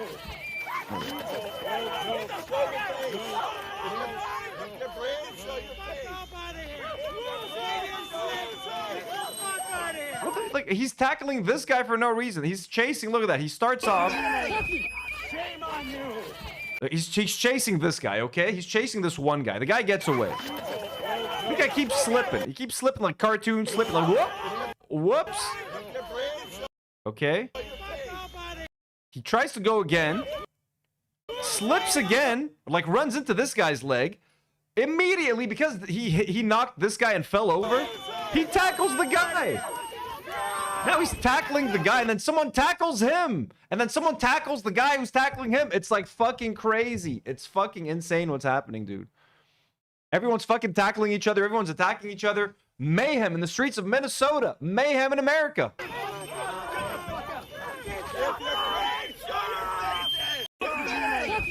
Shame on you!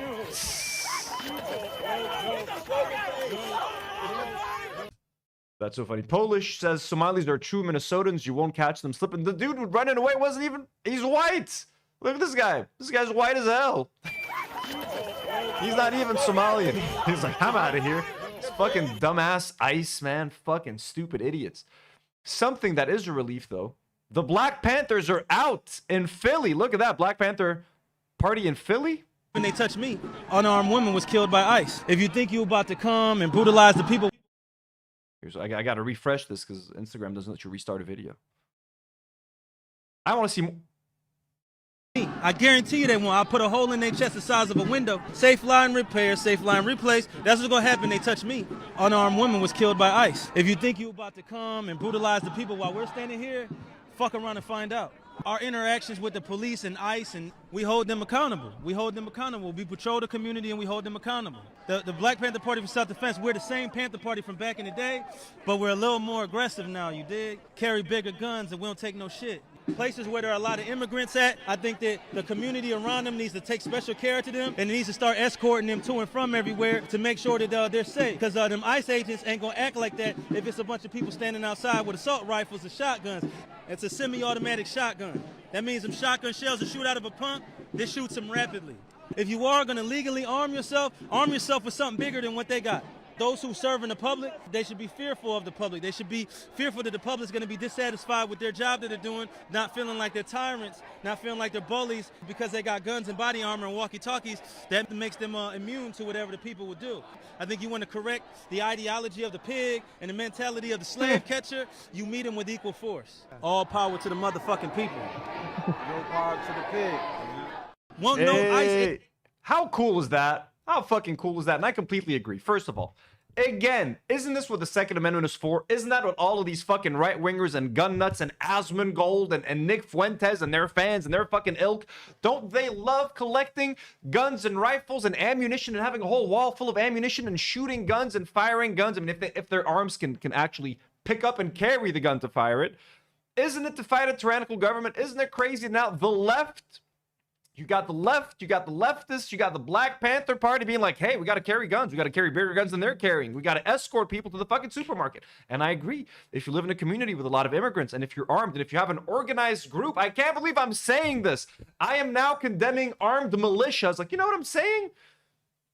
I should not be saying this. The right should be saying this. The right should be rising up against the government and telling everyone to arm themselves and shit. What the fuck is happening?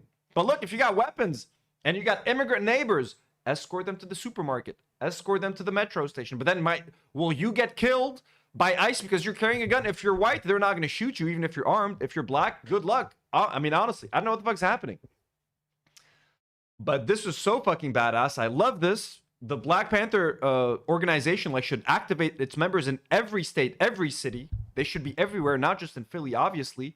Right now, there should be a Black Panther chapter in Minnesota. Where are you guys? Grab those guns. Let's go.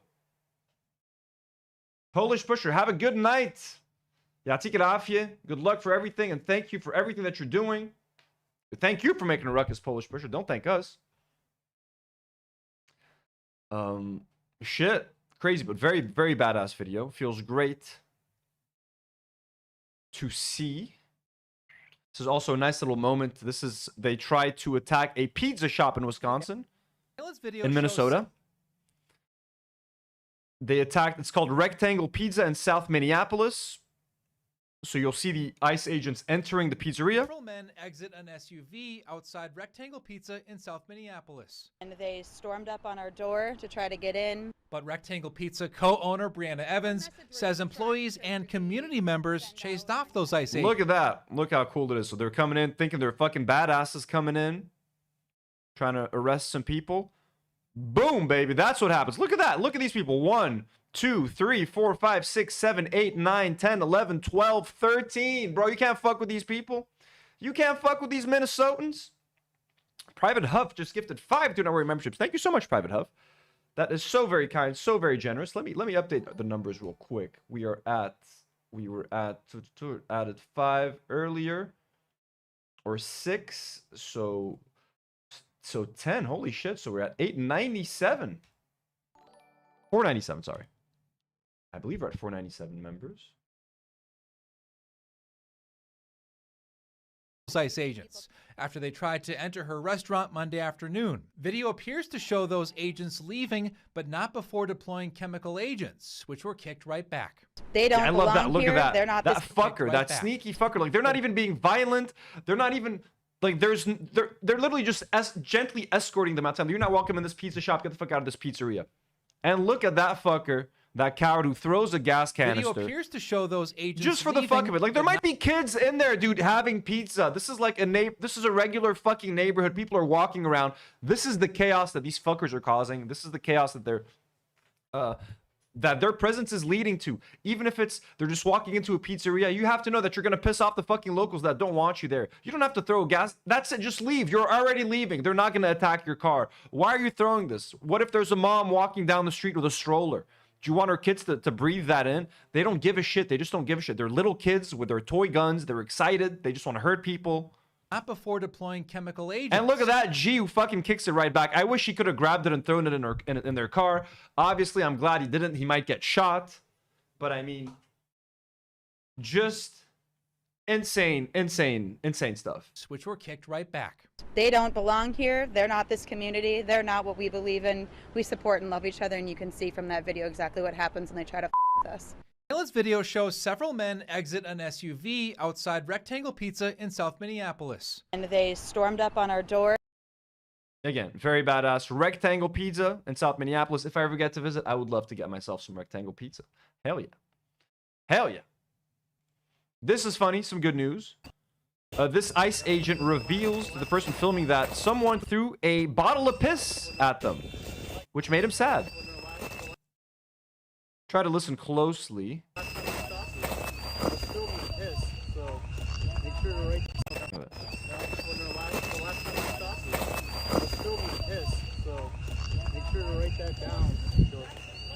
You said someone threw a bottle full of piss at you? Is that what? Yeah. You wanted all this is all piss. You're okay with me coming over to take a shot of So someone threw piss. This was all covered in piss. Minnesotans. You crazy motherfuckers.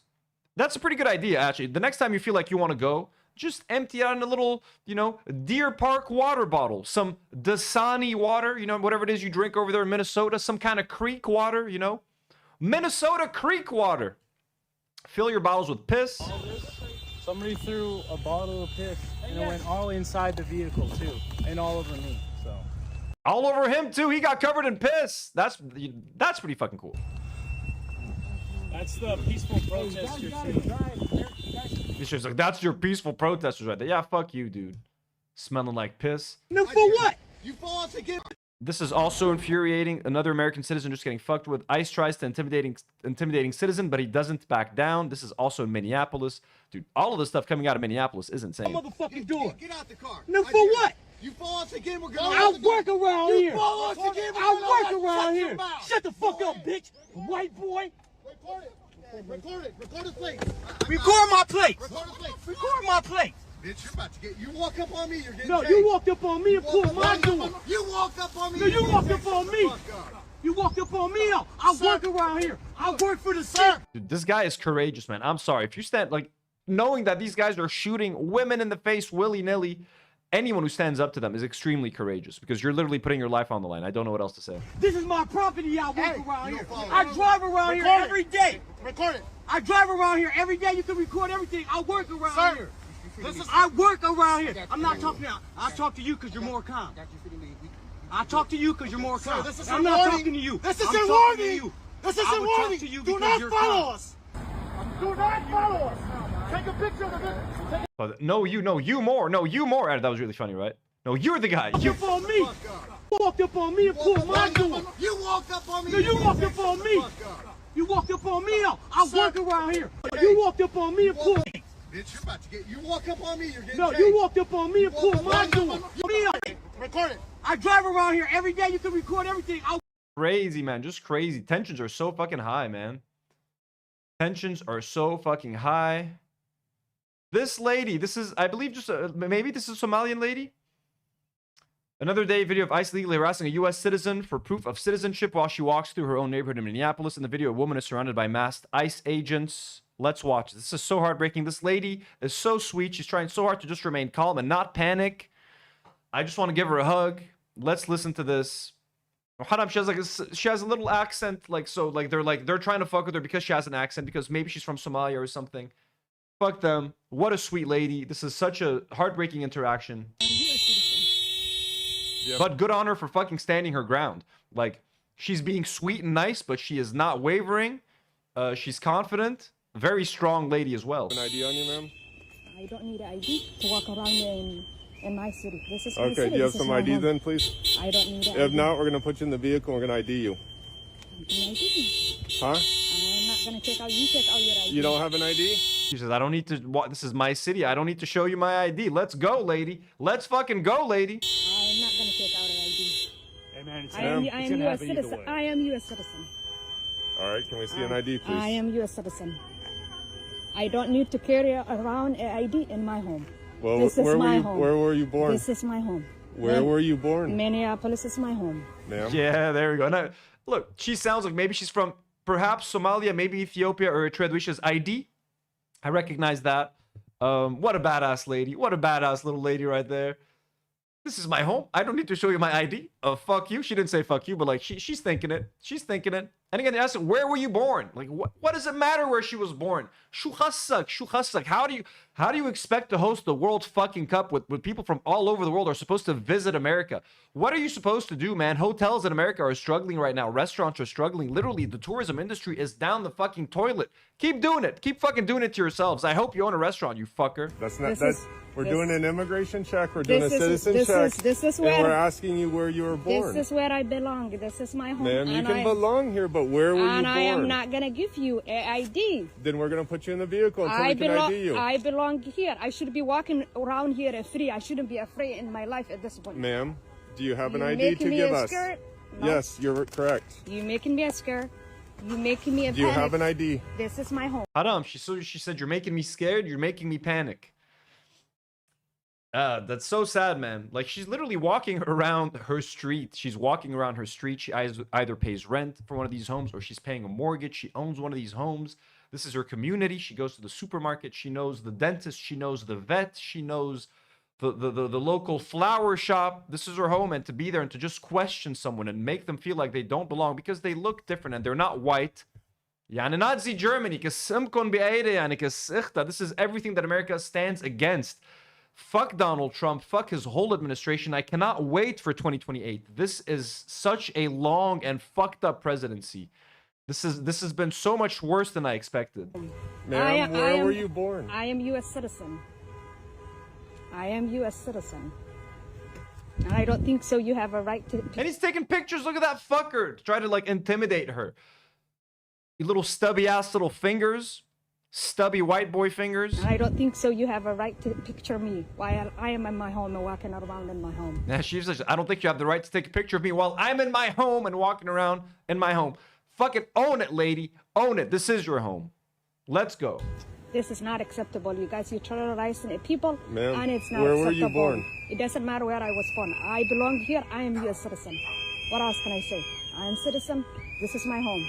You realize that if you lie that you're a U.S. citizen, Minneapolis is my home. then you can get a Minneapolis is federal. my. You realize if you lie, bro, she's not fucking lying to you. Why do you think she's lying to you? Because she has an accent? Because she's not white? You think she might be lying? She's telling you she's a U.S. citizen. She doesn't need to show you her ID. Fuck off. Get back in your goddamn Ford Jeep. I belong here. I'm sorry. I belong here. I'm not gonna take out an ID. Yeah, look at that. مثل الكلب.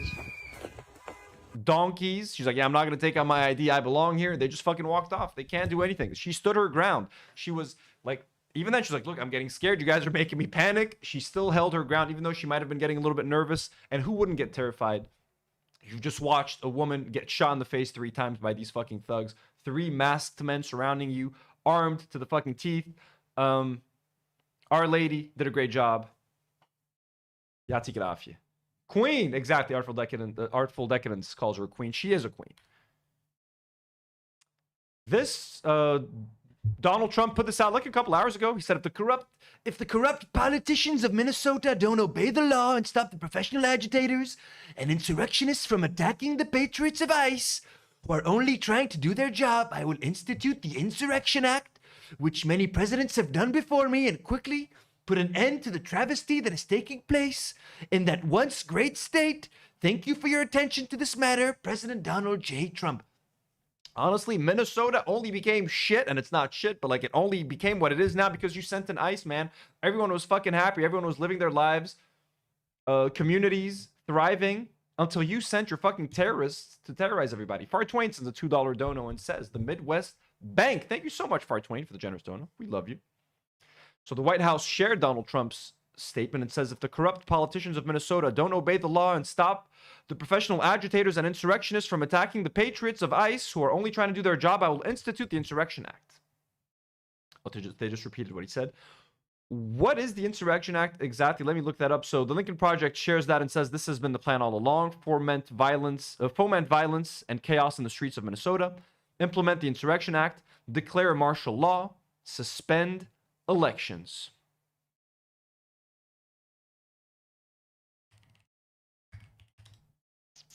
The Insurrection Act of 1807, or just the Insurrection Act, is the U.S. federal law that empowers the President of the United States to nationally deploy the U.S. military and to federalize the National Guard units of the individual states in specific circumstances, such as the suppression of civil. So you just want to send in the military. Okay, doesn't mean... Okay, that's what I suspected. He's going to send in the military. Great. America, folks. The land of the free, home of the brave. This is a little weird, a little disturbing. Trigger warning. Some people might consider this in poor taste. It is in poor taste, definitely. That's why I want to show it to you guys. But in case you don't want to look at this, it's not that. It's a silly AI thing. But again, Facebook will forever remain undefeated. It's some AI slob coming your way, so you've been warned. We got, this is fucking crazy, man. Renee hanging out with Charlie Kirk. Honestly, if there's one good thing that can come out of this post is that it might convince some boomers. It might convince some boomers to be okay with Renee. Because if they love Charlie Kirk and they're like, you know what? Charlie didn't deserve it, so, so did Renee. So Renee Good is holding a picture that says, Charlie Kirk, he didn't deserve it. And Charlie Kirk is holding a photo that says she didn't deserve it. So if anyone can bring us together, could it be Charlie Kirk? She says, I don't agree with him. And Charlie says, but I don't hate her. And the final one, folks. They're hugging each other. They're hugging each other together. Very, very tasteless and very, very poor taste. But if this can change one boomer's opinion, I think this can actually help. Also, weirdly enough, someone asked Grok to put Charlie Kirk in a bikini. So here he is in a yellow bikini. I guess this was before they implemented the thing. Who knows? But anyways, sorry for that slop. Artful says, Lamau, if they think that Charlie Kirk is in heaven, the only way this meme worked is for Charlie Kirk to be in heaven. Or they'd both be in hell, which would not be consistent. So, for this to work, Artful, I'm going to choose to believe that Charlie Kirk is looking down on us from heaven rather than looking down like this, rather than looking up at us from hell.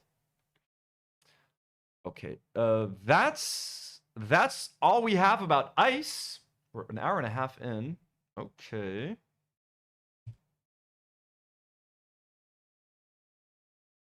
What else do we got? Okay, we're almost done. Not almost done, but like before we get to the debate.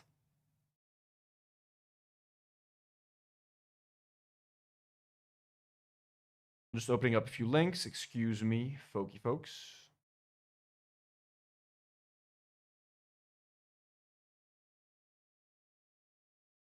Okay, and then we got what here? Anna versus Pearl. Okay.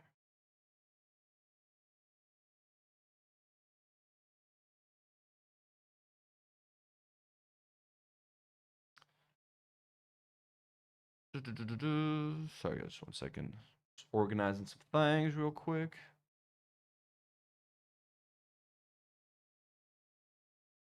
Okay, so. Oh, I forgot to. So I gotta save 4 more. Sorry, 4 more photos that I forgot to save. 3 more photos. Sorry. Ooh, save all. There we go. Desktop.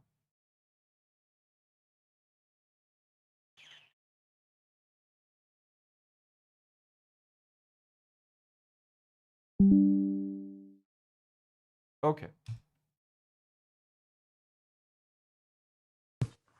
That are protesting.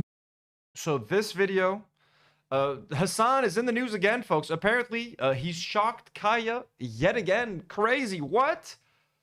So this is LSF has removed another, and I'm only talking about this because Ethan Klein reshared this. So this was Hutch reacting to some kind of clip from Hasan, where apparently they have imagined that he has shocked Kaya once again. Let's see what's happening here. God, I can't believe the protesters that are that are protesting against settler fairs that are taking place in a synagogue are actually the bad ones in this. Guys, are you shitting me? What did I just tell you about the hubris?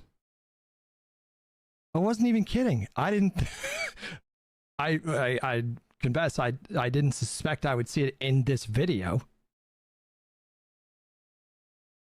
I love how he's so sure of what he's seeing. Like, they're not even doubting it anymore. Like, if Hasan reaches for anything, if Hasan just does this, if he does this and Kaya moves, what did I just see? Did you all just see that? What?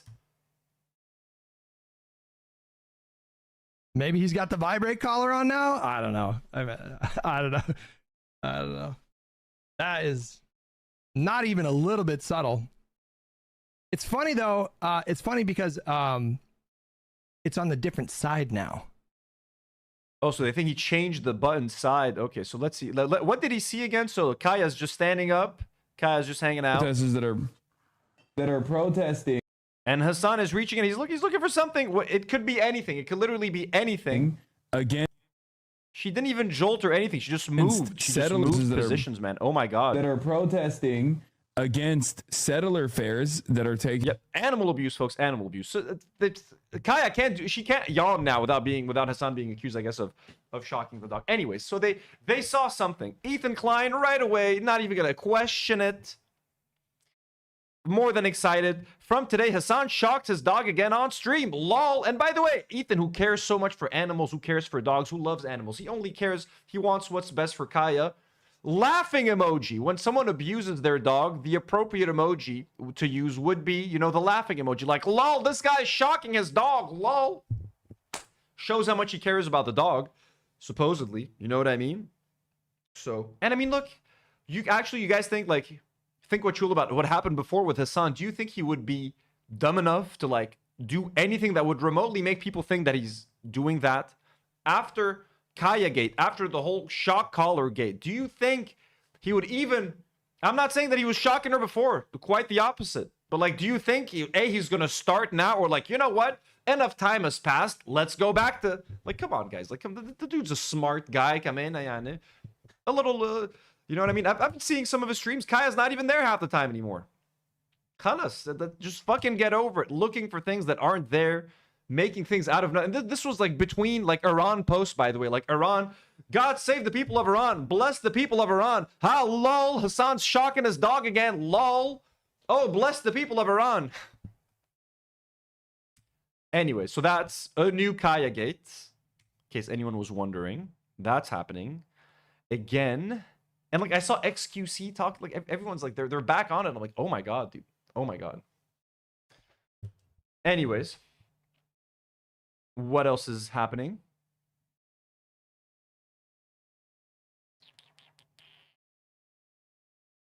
Let us look at some of Ethan Klein's stories about Iran, and then we'll talk about Iran a little bit, and then we'll move on to the debate. So, Ethan Klein has been... We talked about his Iran stories a couple of days ago. Should I show these again for you guys here? Like, if you were to see these, you would think that Ethan, you know, his biggest priority is rescuing Iran.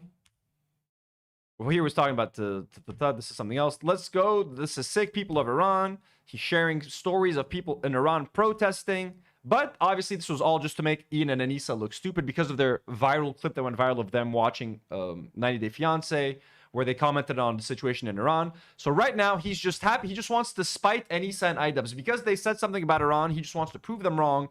So he doesn't really give a shit about the people of Iran. He gives a shit about how it makes Israel look and how it makes Ian and Anissa look.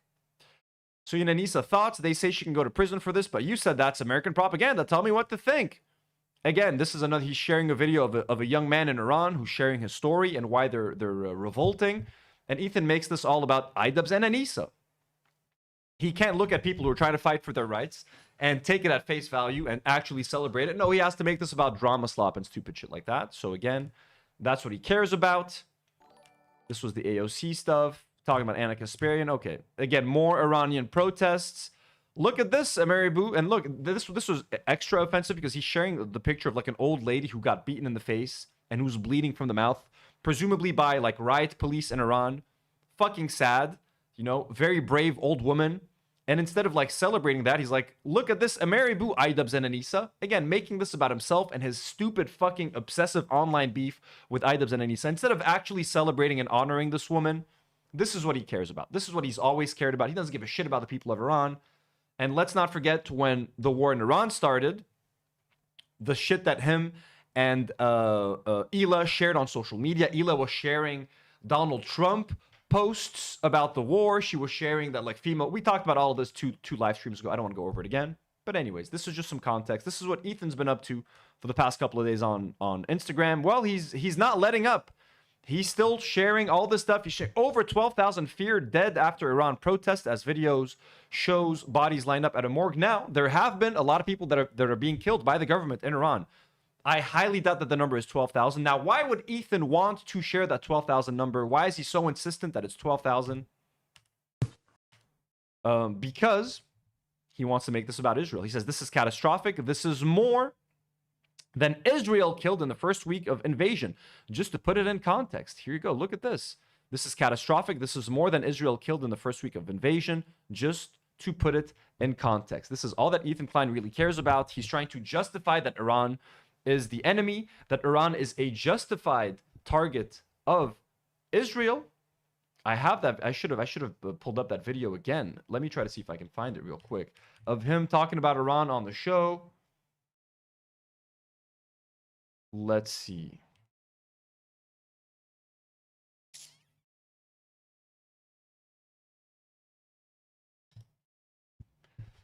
This is what he actually thinks about Iran. Whatever you think about Israel, Iran is bad or worse. They are the fucking evil. They are the evil fucking. They are the reason for all this bullshit. Like Hamas, Hezbollah, Houthis. Good night, Marina. They're all attacking under the direction of Iran. They are all being these jihadists, fucking Islamists. Fucking Islamists. Oh, I forgot about that one. These fucking Islamists. They are all being these jihadists, fucking Islamists, like mega, like these ultra, you know, I don't even know how to say it, militant, super religious zealots, right? This is all coming from Iran under their direction, you know. So, you know, and what's interesting is that even you know who hates the Iranian government the most? Iranians. The people. Every fucking Iranian you ask is like, fuck them. I can't wait for them to be gone. I see a lot of activists supporting Israel who are Iran, or supporting Israel in this conflict against Iran specifically. Not supporting. Yeah, and those are like, that's the most fucking cucked and most fucked up thing. Like Iranians who support Israel bombing their own country, like, I'm sorry, no. Fuck you. I don't give a shit if you're from Iran. If you support Israel bombing your own country, you're a fucking idiot. And there's a lot of people from all diasporas. There are people in the Lebanese diaspora that would love for like Donald Trump to like bomb Hezbollah here in Lebanon. Fuck those Lebanese people. Every country has those people. So it doesn't matter. Even if you're from Iran and if you live abroad, I have the right to share. Yeah, you have the right to share your opinion. And I have the right to say that your opinion is fucking dumb. No, an Iranian that wishes for Israel to bomb Iran, first of all, those are few and far between, those Iranians. And if they do exist, fuck them. Same with the Lebanese people that are over in the States like, hey, Donald Trump, please bomb Hezbollah and save us from the scourge of the Muslims. Fuck these people as well. We all have them. No fucking problem saying that. They're the horrific crimes. Yeah. What? So what? The Ayatollah. No, the Ayatollah is evil. Everybody hates the Ayatollah. Right. They fuck these guys. You know what I mean? Like, and so far it does seem like the strikes that Israel's done in Iran, from what I can tell, have been very targeted. Very strategic. It seems they've been playing it. Very strategic. Yeah, they killed over 1,200 people and injured over 4,000 people. But yeah, very strategic. No one died. And then AB tries to be like, there were some victims. And Ethan's like, show me the proof now. Where? Show me the proof. So there's not, you know, there's not, as far as I've heard, any, or at least not massive civilian casualties in Iran. I heard of civilian casualties. I mean, nothing obviously compared to Gaza, but it's definitely more targeted. Where did you hear that? Because I haven't seen that. Wall Street Journal. Let me see. I believe it was Wall Street Journal. Let me see. Can you pass that? Can you pass that? Show me. I don't believe it. I refuse to believe it. Anyways, so this is what Ethan, who loves Iran, you know, it's like, this is catastrophic. This is more than Israel killed in the first week of the invasion. Just to put it in context, of course, Ethan would never question these numbers. He's just going to believe whatever he sees online. Look, oh, it's CBS News, by the way, as well. Look at that, CBS. I wonder why CBS. What interest? What reason does CBS News, you know, owned by the Ellisons, ran by Barry Weiss, the ones that published the story that the ICE thug has internal bleeding? Why would CBS, why would it be in their interest to say that the Iranian government is killing 12,000 people? Again, the Iranian government is killing protesters. And I want to make that very clear. And we're going to talk about that in a second. Like, some people are saying, why are a lot of leftists not talking about what's happening in Iran? Why are people quiet about Iran while they were fighting so vocally for Palestine? I'm going to give you guys like my opinion as to why this might be happening. But I also don't want to be considered that I'm being silent. I know people from Iran. I want them to be safe. I want them to be happy. And I want them to get rid of their government if that's what they want to do. And I want them to be safe while they do it. We're going to get to the coverage of this whole thing. This is Ethan. Oh, okay. This is Ethan sharing another video from Kaya Gate, Collar Gate. Look, guys, she's wearing a collar. Yeah, we know. We settled, Ethan. There are many models of the collar. Hasan already said we've already seen his collar. The prongs are removed. Or this might be another one that is a vibrate. Like, stop. We know she has a collar on. No one's denying that she doesn't have a collar on. He's not shocking the goddamn dog, Ethan. Jesus Christ. Jesus Christ. So this is Stevie from 90 Day Fiancé. The wife of the Iranian man that they ignorantly mocked is calling out fools like Ian and Anissa directly. So even in between all of that, he's still talking about Idubs and Anissa as the Iranian government is slaughtering protesters and stuff. This is what he cares about. Look, Idubs and Anissa. Look at what they said. So this is the person that I guess was in that episode of 90 Day Fiancé that Idubs was commenting on. This is what it said. Flashback to when so many of you mocked my husband and called him a liar. Most of these people who hadn't lived there in years or ever telling him his reality wasn't real. I remember him reading it, hearing it, seeing it. He kept quiet, but I took note. My husband has always spoken to me with respect about the heart of Iran, while also being vocal about the injustice there. That's what he actually wanted you to see, but unfortunately many didn't. Still, you said it's not like that. People live freely. You're lying. Can you hear them now? The chanting, the screaming, the deaths. This is the reality you mocked. Many of you owed him an apology, but that's not what we need right now. Take 5 seconds to share something about Iran. And if you call yourself a friend while turning away from what's happening in Iran, you're not a friend of mine. And this might have been the clip of Anissa and Idubs right here that they shared. The photo down here. Anyways, this is all that Ethan cares about. And then he shares this. This is what's being reported by Chinese state media. Wild. And in China, they're saying hundreds of thousands took to the street in Iran to protest against USA and Zionism. Well, that did happen as well. There was a massive protest that was pro-Iranian government that happened in Tehran. You guys can't forget that, like, a quarter.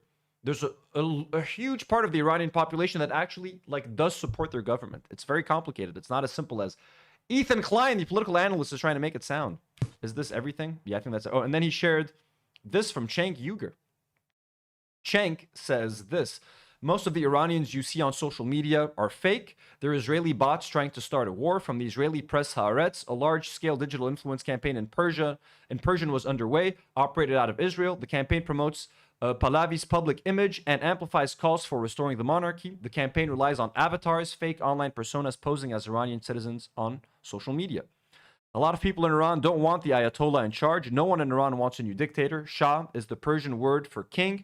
A king is a dictator with no restraints. Reason Israel wants this is because dictators are much easier to control than a democracy.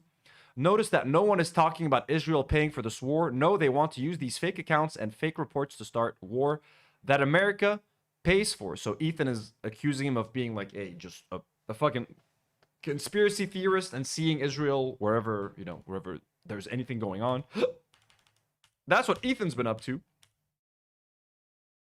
But let's talk a little bit about Iran. Let me share like my opinion quickly of what I think is happening, and then we'll go through, I guess, some of the evidence that is there or not. Basically, the situation in Iran is very complicated. And what I want to express, at least from how I see things, I do believe very firmly that like the evidence is all there, that there are a lot of people that are in the streets that are protesting against the government. An oppressive Iranian government. I do believe that 100%, and I support those people, and I want them to be free and to have whatever it is that they're fighting for. What I also know, the unfortunate truth, is that the United States and Israel are also co-opting this protest for their own interests. And the United States and Israel would love nothing more than to do to Iran what they just did in Venezuela, which is replace the leadership and put someone who is way more favorable towards Iran and the US. What that would do, that would quash or help quash resistance to Israel in the region. Iran is a very big ally of Hamas and Hezbollah and one of the main drivers of resistance against Israel. If Israel can weaken the Iranian government, while also replacing their leadership and putting someone that is way more friendly towards Israel, that is a huge problem solver for Iran. We now know that Donald Trump is very much considering bombing Iran in order to support the protesters. This is according to a tweet from Ryan Grimm. He says, inside the White House, there is effectively nobody arguing against strikes on Iran, with Rubio arguing Trump has to do it or he loses credibility, I'm told. That means the only opposition is coming from outsiders like Bannon and Tucker and allies who are opposed like Saudi, Qatar, and other regional partners. That's a heavy imbalance, suggesting strikes remain likely. Everyone is reporting that strikes on Iran are becoming increasingly likely from the United States. So what does that all mean? What does that say? You know what I mean? For someone... Oh, before continuing, Far Twain sent the $5 dono and says, I think the H3 pod ends this year. Ethan's enemies are just ignoring him and he screams into the void more. Even his own fans are over the stories. Yeah, I know. The stuff isn't getting viewed. Like, how many times can you complain about Hasan? How many times can you complain about iDubbbz and still get views? Even when I talk about Ethan, it doesn't do what it used to. People aren't interested in watching it anymore. It's the same shit over and over again. I think that their podcast either ends, but it's gonna change a lot. Like, they can't keep doing this over and over again, you know. Or they can invite me on. You can try to ask me on for a third time if anyone still fucking cares. Like they can't keep, like, we can't keep doing that. Like, they come back on Millhouse. Let's, like, who cares? No one cares anymore. It's over. So anyways, back to Iran. I fully believe that there are people in the streets of Iran that are fighting for their freedoms, that are fighting for their rights, that are fighting against an oppressive regime. And the unfortunate truth is that Israel and the United States are more than happy to jump on that opportunity and co-opt that movement for their own benefits, ignoring what's going to happen to Iran. And honestly, and I said that 2 days ago on another stream, this is reminding me so much of what was happening in Syria when they took down, when Bashar al-Assad got taken down. I hate Bashar al-Assad. Bashar al-Assad and his dad, Hafiz al-Assad, literally fucked Lebanon over. They invaded Lebanon. They killed tens of thousands, if not hundreds of thousands of Lebanese people over many decades. Syria has directly oppressed Lebanon. But when the revolution happened and Bashar al-Assad was taken out, that left a massive vacuum of power. Who's in power now? Al-Jolani, who is literally an Israeli puppet and an American puppet. The Israelis have now taken Syrian land again, and now they have a much stronger foothold in Syria. Syria is never going to fight the Israelis. Jolani has said that much. They're never going to defend themselves against the Israelis. And this is what is also might be happening in Iran if this, like, takes place. Like, you know what I mean? So that's the problem. That's not, fuck Bashar al-Assad. And when Bashar al-Assad was taken down, tens of thousands of Syrian prisoners that were detained for decades in the most atrocious conditions you can imagine were let go. That's the greatest thing ever. That's what I want. I would never want Bashar al-Assad to remain in power. I'm just telling you guys, like, the complications and what happens and what it means regionally when these things happen. So yes, what's happening in Iran is fucking horrible, and the government is murdering protesters, innocent protesters in the streets, while it's not in the tens of thousands like the media is trying to make it seem, like the American and Western media that wants any excuse to invade Iran, and the Israelis who want to make Iran seem like the ultimate evil in the world to justify any military action against them. While all of that is true, we have to keep in mind that people are actually being killed in Iran, young people that want to live freely. Like, if people want to wear the hijab, and it's their choice, wear the hijab. I'm all for it. But when a government forces people to wear the hijab, I don't think I support that. So I do want the people of Iran to have autonomy over their lives, autonomy over what they do, autonomy over what they choose to wear and not wear. But I also want them to be safe. And I also don't want the United States and Israel to destabilize this region any fucking more. I don't want them to co-opt any more revolutions, to kill any more Arabs, to kill any more Palestinians, to stop us from resisting. So it's a lose-lose situation, because also the Iranians have already, like, the government has already been able to, like, quell this uprising. It's just sad to see this whole region, time and time again, people in the region are trying to rise up against their governments, and we constantly fail. So it just feels like there's nothing we can do. But that's kind of the thought. So people that aren't screaming at the top of their lungs in support of anti-Iranian government protests, they're not doing so because they're scared of what's going to happen and what it means when it comes to the entire geopolitical picture, when it comes to Israel and America. And while that's unfair, like, why are we? We're not like, and a lot of Iranians that were extremely loud in their support for Palestine are feeling ignored. And that's true. Like Palestinians, people on Twitter, people on social media, Iranians that were incredibly loud in their support for Gaza and Palestine during the genocide are now feeling like the world has ignored them and no one is fighting for their plight like they were fighting for Palestinians. But there's also a lot of like Iranians in America that are saying the weirdest shit. Like, for example, this people, Sana Ibrahimi, who says, as an Iranian, I would like to ask everyone to pray for the US troops and the Iranian people. Like, this lady is begging for Donald Trump to like attack Iran. Fuck this person. Fuck these people. So I think people are just very careful. Like, how do I express my support for the Iranian people without making it seem like I support US and Israeli intervention in Iran? And I think this is where the confusion is. And people like Ethan Klein and libs like Ethan Klein and Zionists like Ethan Klein, who are more than happy to jump on death counts that are like 12,000, 20,000 Iranians dead that haven't been verified, just to make Iran look like the ultimate evil, to justify more military action against Iran, to justify American military action against Iran. So that's kind of where I stand. I hope that makes sense to you guys.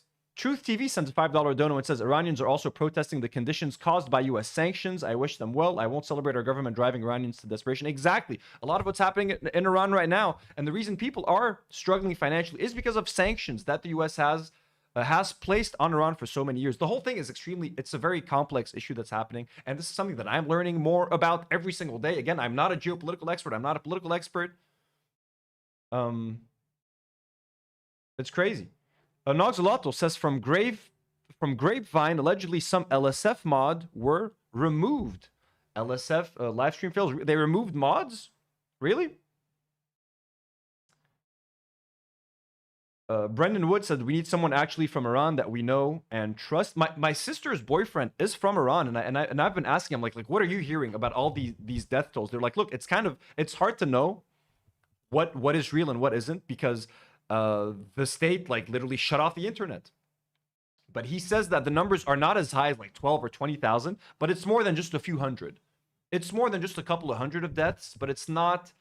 But even if it's just 100 dead people, that's fucking insane. Can you imagine a government gunning down 100 unarmed innocent protesters? That's fucking crazy.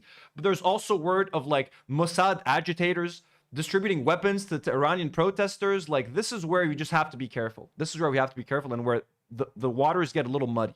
This is, Mossad agents are hiding among Iranian demonstrators. Columbia University professor Hamid Dabashi argues Israel has infiltrated otherwise legitimate anti-government protests in Iran to distract from its ongoing genocide of Palestine in Gaza. What we are seeing today is Israel instigated revolt because there are Mossad agents in the streets of Tehran hiding among Iranian demonstrators. This is something that the former head of CIA, Mike Pompeo, has said when he sent a New Year congratulations to Iranians, quote unquote.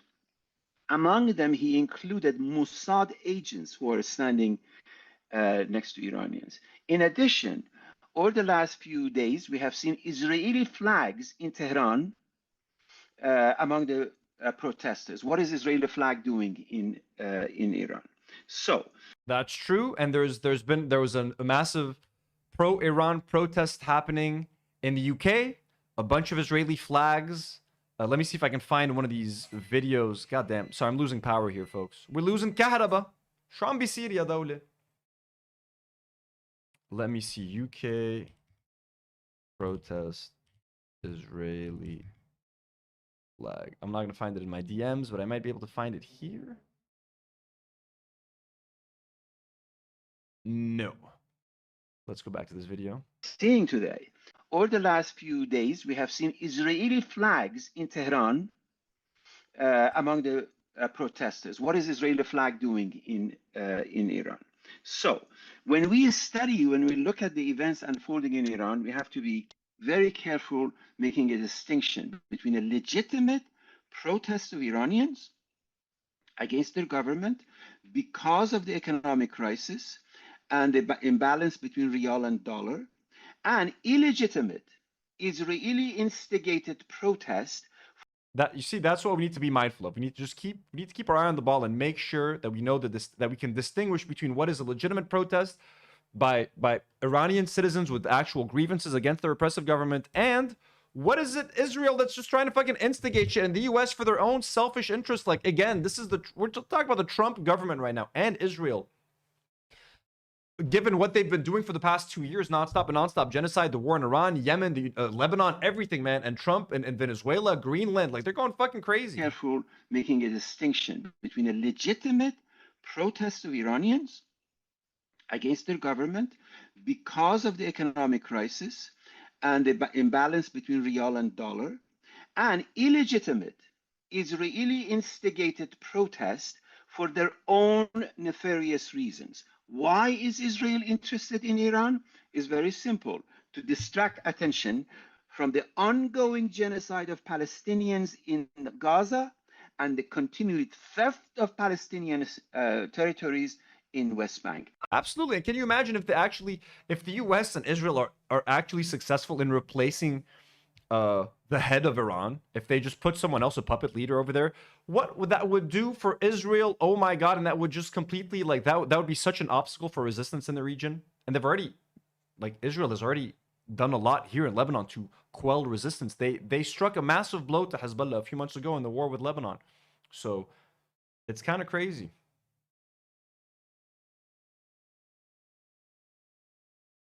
And this is again from Hamid Dabashi, the same person that we just watched in the video. The protests are rooted in the deep economic crisis Iran has experienced for decades. These economic troubles are due to two complementary factors: internal state corruption and incompetence, and crippling external sanctions imposed by the US and other countries. At the same time, this particular crisis is mostly, but not entirely, a manufactured distraction led by the Israel and the US. Once again, they are targeting a dysfunctional state like Lebanon, Syria, Yemen, or Venezuela to sustain themselves in power and distract global attention from the still unfolding genocide in Gaza. But that could be what is happening. According to Zeiss Squirrel, a lot of reading here, says this is very important to keep in mind as it will be essential in the next phase of the war on Iran. Why did the CIA Mossad unleash its lynching mobs onto Iran ahead of the bombing, which is set to begin soon? To manufacture consent in the Western media and political class for the bombing and give it a pretend humanitarian facade. This has worked. Everyone from Bernie Sanders and AOCIA to Owen Jones gleefully laundered the atrocity propaganda to ensure it would. To try and minimize a rally around the flag national unity effect, as happened last time by giving the Gusano collaborators a propaganda script, but oh my God, they killed 20,000 of us. They are defending us by killing us, and we should help them kill more. By fabricating a figure of, oh my God, 20K killed by the regime, they have so inflated the death toll for Iranians that it is normalized for their own actual massacres. And when they mass murder 40 there, 60 there, they will go, yeah, sure, but there was nothing compared to how many they killed. Exactly, that's such a good point as well. By saying that, look, and Ethan Klein already participated in this. Look, Iranians killed 12,000 in just 1 week. That's more than Israel ever did. They're trying to make Israel's crimes seem less bad by comparison. And then when the American military is accused of killing 60 people in Iran by accidentally bombing a school, or when the Israelis bomb a fucking hospital and kill 50 people, they're like, look, sure, we killed 50 people, but at least it wasn't the 12,000 people that the regime massacred in the first week. All great fucking points. Again, all manufacturing consent, and people like Ethan Klein, libs, Zionists, liberal Zionists are more than happy to launder that fucking propaganda and spread it. This is why Bernie Sanders, AOCIA, and Owen Jones gleefully laundering this is so depraved, as they thereby played a key role in normalizing the imminent massacres that are about to begin. But again, just because this is where it's so fucked, just because the US and Israel are so keen on jumping on this revolution and using it to their own benefit against the Iranian people, that doesn't mean we have to ignore the plight of the Iranian people. That doesn't mean that we have to ignore that they were actually they were on the streets fighting for their fucking rights, and they were getting killed for it. So we have to keep that in mind, and we have to try to support them in any way we can. It's just so unfortunate that this is also being co-opted by the worst fucking people on earth. So it's just very fucking annoying. We don't need to watch this. I mean, let's just quickly. John Mearsheimer says there's no question that a nuclear-armed Iran would bring stability to the region. Nuclear-armed Iran would bring... I think there's no question that a nuclear-armed Iran would bring stability to the region, because nuclear weapons are weapons of peace. They're weapons of deterrence. They have hardly any offensive capability at all. And if Iran had a nuclear deterrent, there's no way that the United States or Israel, for that matter, would be threatening to attack Iran now. In the same way that if Saddam had had nuclear weapons in 2003. And the U.S. and Iran and Israel do not want Iran to have nuclear weapons. They're doing their best to stop them from having nuclear weapons. They bombed their nuclear weapons, like their uranium enriching facilities just a few months ago, just to stop them from being able to deter their fucking violence. Of course, the U.S. and the Israelis can have nuclear weapons. Why not? But no one else can have them.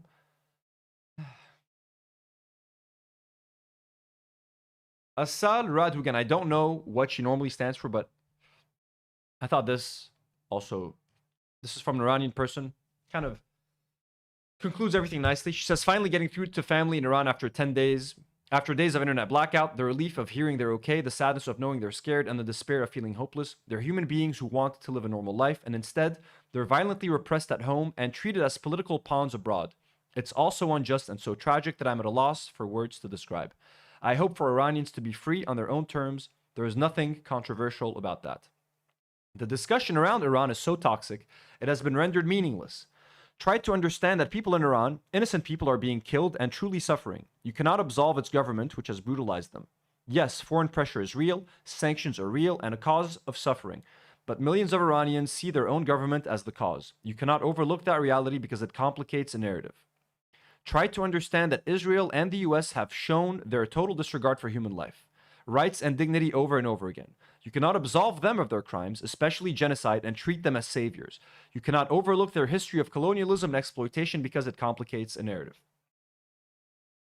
You may have noticed I don't comment very much on events in Iran. It is deeply personal, and I have also been viciously attacked for commentary in the past. The same forces that claim to work for democracy in Iran somehow cannot tolerate opinions or analysis that differ from their own, and attacked from all sides, which I know this post will likely elicit as well. So I leave it up to the only people with the right to determine the future of Iran to speak for themselves, the people. The people living in Iran that endure the pain and have suffered the hardships, and the very people that will live with the consequences of this moment.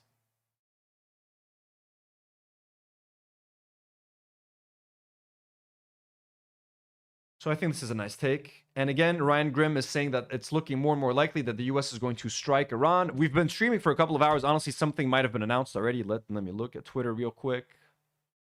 Israeli airstrikes on southern Lebanon right now. This was 2 hours ago.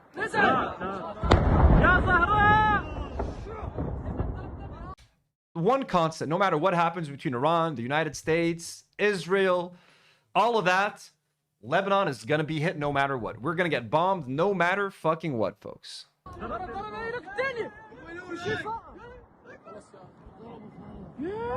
Can I get some fuck Israels in the live chat, please? Can I get some fuck Israel in the live chat right now as they're bombing my country live?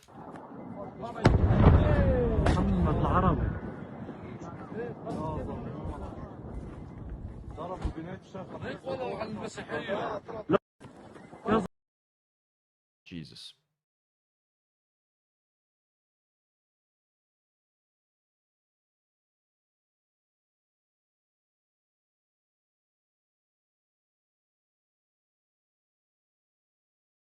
Ooh, someone already he's already been AI'd or photoshopped. Looks pretty good. Still looks like a white man. Doesn't look Greek enough, but that's okay. That's okay. They'll figure it out. Okay. That's my take on Iran. What do you guys think? Hot take? We support the people of Iran. Also, fuck Israel and fuck the United States of America for what they're doing to Iran and the Middle East. And with all that down, folks, it is time to get into the Anna Kasparian versus Pearl debate. Fuck, it took us 2 hours to get here, huh? I thought all of this content would take us an hour. I am shocked that this has taken us 2 hours, but hey, I'm not complaining. Ya hello sahla. Ya hello sahla. I can stream for 1 more hour. Thank you for all the F Israels. We love you. Thank you, guys. So quickly, I don't remember who Pearl was. She's like this right-wing commentator. She tries to be controversial. She used to believe like every woman should be like a trad wife. If women are over 30, they're like not attractive anymore. That's what she says. Women should be home and have kids. Like whatever rage bait shit. That's what she used to do. I think I've seen her on the H3 podcast. Like she was a guest and like she debated Ethan or something back in the day. That's where I know her from. Her right here, okay? So she apparently got so embarrassed by Anna Kasparian that she like considered physically assaulting her. Here's a clip of her. Like they debated. I don't know where the fuck this is. I don't know what event this is. World War debate. Anna Kasparian versus this lady. So let's just see what she had to say after the debate, her wanting to destroy Anna. I thought about it. I'm like, you can talk like this to men, but I'm bigger than you. I could body you. Do you know what I mean? I'm like,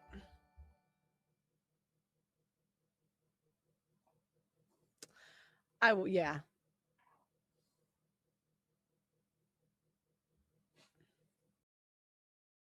I can body you.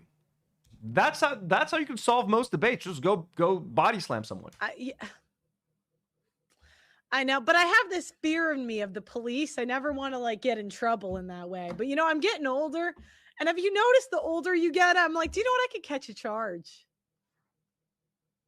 I thought about it. Politics says Pearl seems like she's smelly. She does seem like she's smelly. So anyway, she wanted to go beat her ass apparently. Ator's with another. Don't know. 500 ARS says they already tried this in Venezuela with the protests where the government killed and imprisoned armed civilians. Yes, there are things that should be protested, but if your leaders are calling for colonialism, they are manipulating you. Yeah, absolutely. I mean, again, let's just hope it doesn't come to that. I just want what's best for it. I'm going to try to get as much information as I can from my sister's boyfriend. Again, someone who has family on the ground, and try to parse what's real, what's not. And I'm trying to base everything that I'm saying in like reality. You know what I mean? Okay, so let's watch the debate. You guys know Anna Kasparian is based on Israel, not based on anything else anymore. Let's watch a little bit of this. Let's watch as much of this as we can right now. Have some fun. Anna versus Pearl. Woke versus broke.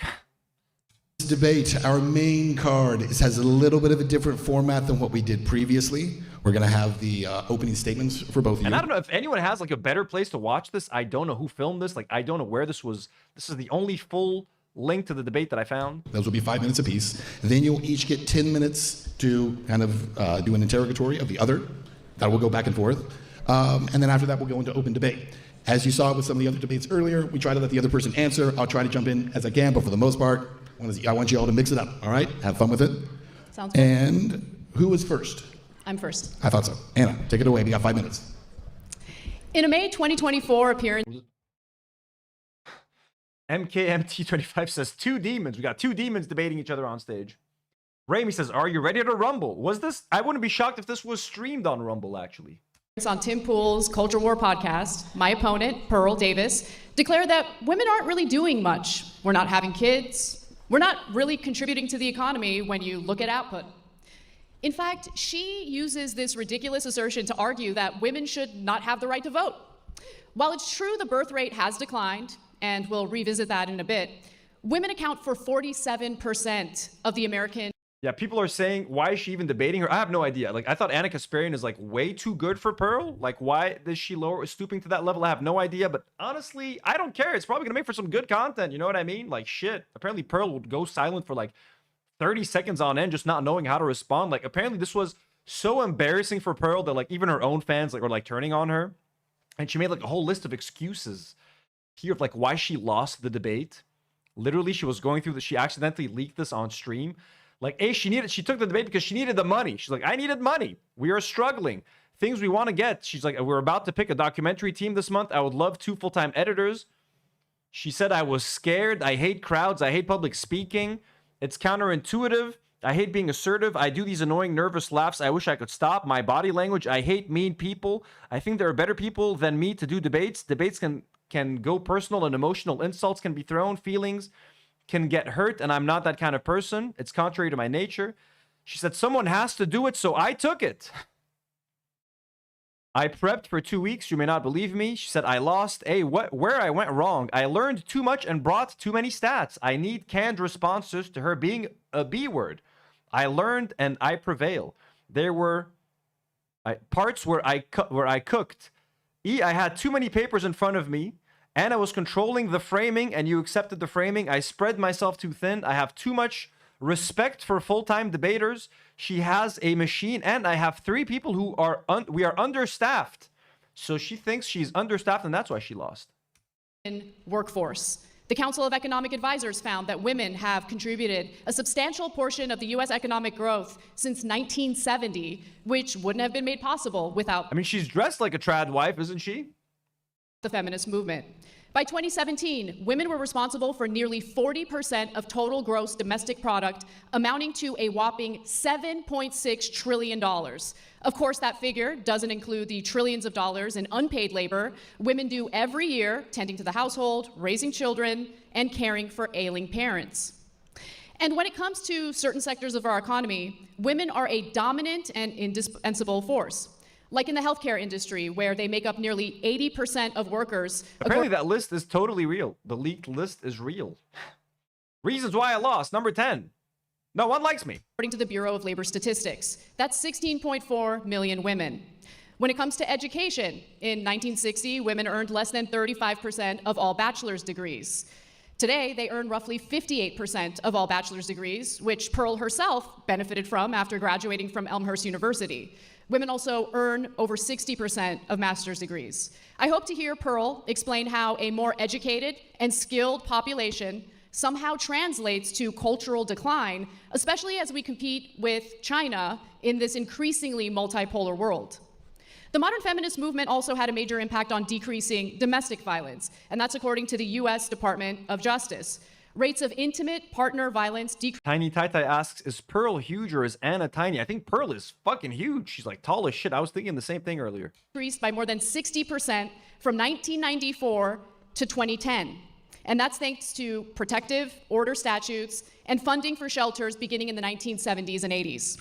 Not only did the 2-income household become more financially resilient, especially during economic downturns, women gained the ability to leave abusive relationships, an outcome correlated with improved child health and educational attainment.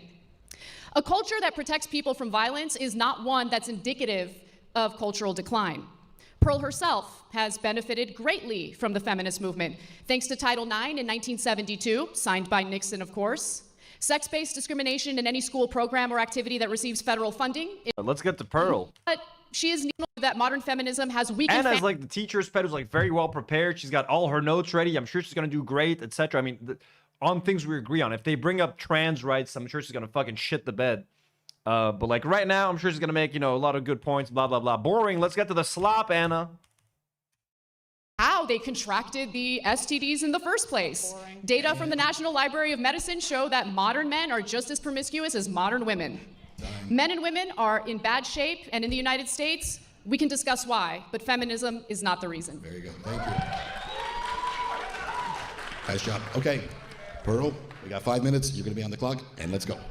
Most debaters and commentators are elitists who tell average Americans from their ivory towers what to... Yo, raise her microphone. Look how low her microphone is at, dude. Like, Anna's mic is like at her neck. Pearl's microphone is at like her chest. Raise that thing up like fucking 5 or 8 inches, dude. Think and how to feel. My answer to this question not only comes from covering current events and researching the facts, data, and statistics, but also in my professional experience interviewing over 1,000 people in America and Western nations. Feminism has given women power, and power corrupts. And that's what's happening. Feminism is robbing men of their disposable income and their prime earning years. Feminism calm down. has empowered women. It has empowered women to be sexually promiscuous. Feminists say that they fought for women to not subject themselves to the approval of men. Why then are 5 to 10% of women between the ages of 18 to 25 on OnlyFans or other prostitution websites? There are more online prostitutes in America than female Walmart employees. 1 of 3 women will catch an STD at some point in their lifetime. 90% will catch HPV, which is incurable. Feminism. This is her opening statement. What is she talking? What are they even debating about? Like feminism? Are they talking about like the merits of feminism? I guess has empowered women to abort 1/8 of the world population and 1/3 of Gen Z. Feminists have been so empowered to commit paternity fraud. Paternity fraud is unpunished in any state in the USA or any country in the West. If done correctly, a man will have to pay for a child he was fooled into believing was his until that child reaches maturity. In some states, that man will also have to pay for that kid's college. That is slavery and is forbidden under the 13th Amendment. 1/3 of paternity tests are negative by them, their resources, their reputation, their children, and in the Hell yeah. most extreme cases, their lives. I'm team Pearl, guys. Let's go. I don't want to have to pay no child support. They do this through child support, alimony, false allegations, and paternity fraud. How many people in this arena have a brother, a father, an uncle, or a friend who has gone through this meat grinder? Anna has been on the air for 15 years and is completely oblivious to these issues. It's a silent genocide of the lives of millions of men. Standing on the sidelines of the arena, I have 33-year combat veteran Terrence Popp. He served through 3 wars and was almost killed in 2. He got married, had 2 children, and served in the United States Army. Terrence Popp was deployed to Iraq in 2004, and as a member of the airborne infantry, he was wounded by a roadside bomb and suffered a TBI and a stroke from the blast. He was evacuated out of the country, and it took over 2 years until he had recovered. While he was recovering, his wife was plotting to divorce him. Is he crying? His wife murdered his 6-year-old chocolate. Oh my god, man. Sorry, like American military members. So full of themselves. Oh. My service. I remember killing those brown people. I remember it just like it was yesterday. I remember squashing their heads. Lab out of spite because he filed for divorce. I got so much trauma and PTSD from killing those foreigners. Oh god, I'm so sad. First, when he confronted her, the response he got was, "I told you I did not want you living here." At this point, he was forced to leave the marital home and live out of his car. The divorce took away his home, his children, and left him penniless and saddled with a child support payment he could not afford. Yo, seriously, that microphone is way too low. Like, it's starting to bother me. Like, someone... I want to run up on that stage and raise the microphone. Give her the stand that this guy has. Why does he have the podcasting mic stand that can go up a fucking 100 feet? Terrence had to pay $144,000 over a 12-year period for a divorce that his wife was empowered by feminists to plan and execute. Terrence went into court to fight for 50-50 custody. Terrence was called a murderer and an assassin in open court and was given 96 hours a month with his children. 96 hours a month is not a father. While homeless, he spoke to many other men who would never get off the streets due to child support arrearages and penalties, and the men constantly getting arrested for unpaid child support. The disparage of losing his children and his home, and his PTSD and constant pain from his wounds, he became suicidal. While at his post in 2008, a former commander... Okay, I don't care. Who the fuck she talking about? Who's this fucking guy? Is this her dad? Comedy. If you look to the left of the stage, Terrence is holding the dog tags for every life that he has saved. Now, why am I telling you this? Shout out to Terrence, yeah. Who the fuck is this guy? Now, why am I telling you this? Because men and American veterans are put in this position because of the empowerment that feminists like Anna have pushed for. There are millions of men that have died in this country. He's just a divorce court victim, that's it? The political power that feminism pushes. Since 1970, an estimated 1.6 million men have committed suicide. Time. Stop there. If feminists cared about equality, why aren't they fighting for equality in divorce and family court as hard as they are fighting for abortion, working, or becoming sex workers? Thank you. Okay, this is gonna be a heavy one. We're gonna go now to the opening interrogations. We have 10 minutes. Do we have that on the clock? Yeah, it's fading in right there. Okay, and take it away. 10 minutes. Who's interrogating who? Whoever wants to begin. Aside from the specific anecdote that you shared, which of course is tragic, can you cite some actual studies that look at the statistics and back up what you say in regard to the outcomes of marriage and divorce in America? 41% of 109 rape cases reported to police in a Midwestern city were admitted to be false by complainants. In one Midwestern city? And which Midwestern city was that? You know, you can go from your ivory tower and I'm not in an ivory tower. I'm on this debate stage interrogating your assertions, and you've only provided an anecdote. Right. Because if you look at the data, which I did, of course, you'll find that women... She said, Anna Kasparian used to sit in the front row, raise her hand at every question. If the teacher wouldn't mention homework, Anna would be like, what about homework? Do we have any homework? Are we going to get a pop quiz? Jesus, Anna, I get that you prepared for this. Like, what a Lisa Simpson moment. Leslie Knope. are twice as likely to fall into poverty after divorce. Right, because they can't alimony stop is spending. paid out in 10. Which, I mean, hey, look, being prepared is great. Look at the other idiot. She's standing like, I don't know. Like, no, good for Anna, but like, I'm just joking. Percent of divorces. According to the Census Bureau, the average child support payment is $441 a month, and only 60% Right, but how of much are those they payments making? get paid out. How much? Women do not get child custody 90% of the time, as you have asserted before. In fact, 95% of custody cases are mutually agreed upon outside of the courtroom. That's what Pearl did say. She had too many papers. Look at her struggling to go through her notes. It's so fucking funny. Cases Look at that. are mutually Is agreed it here? upon Is it outside here? of the Maybe courtroom. it's here. Women get full custody 40% of the time. Men do get full custody 20% of the time. And 40% of the time, it's shared custody, which I think is the ideal situation, assuming that neither spouse is abusive. And Pearl, excuse me, before you respond, if you could take your microphone out and hold it, it would be easier to hear you. Yes, there we go. Thank you, man. Okay. Poor, she's such a giant. She can't even, like, the mic stand can't even accommodate her. The guy had to be like, hold the mic. Alimony Giant lady. and medical care and dental are not covered by that, so a lot of times it does go above 50%. Again.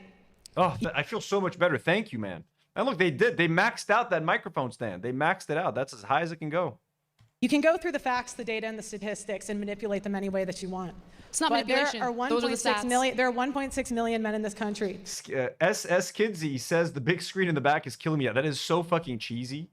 With the fire animation, and they keep alternating their photos when it's like their turn.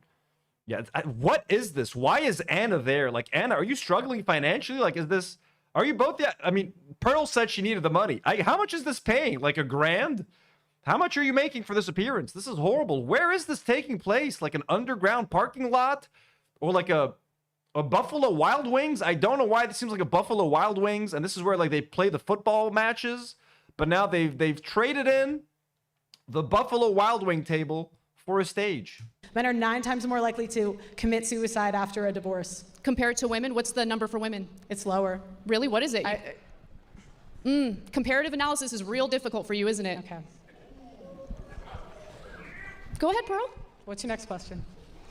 You have asserted that men shouldn't get married, that instead they should I shack didn't say up. that. You did say that with did Trent not say Horn, word for word. You said it makes more sense for them to shack up, live with a girlfriend instead Esmeralda says Anna lost a bet. That's why she's there. of getting married. Do you think the advice that you give to men is the type of advice that will fulfill their lives? Because I'll tell you one thing, the best part of my life is my husband. I love my husband. He's my rock, he's my foundation. And no, my husband is number one.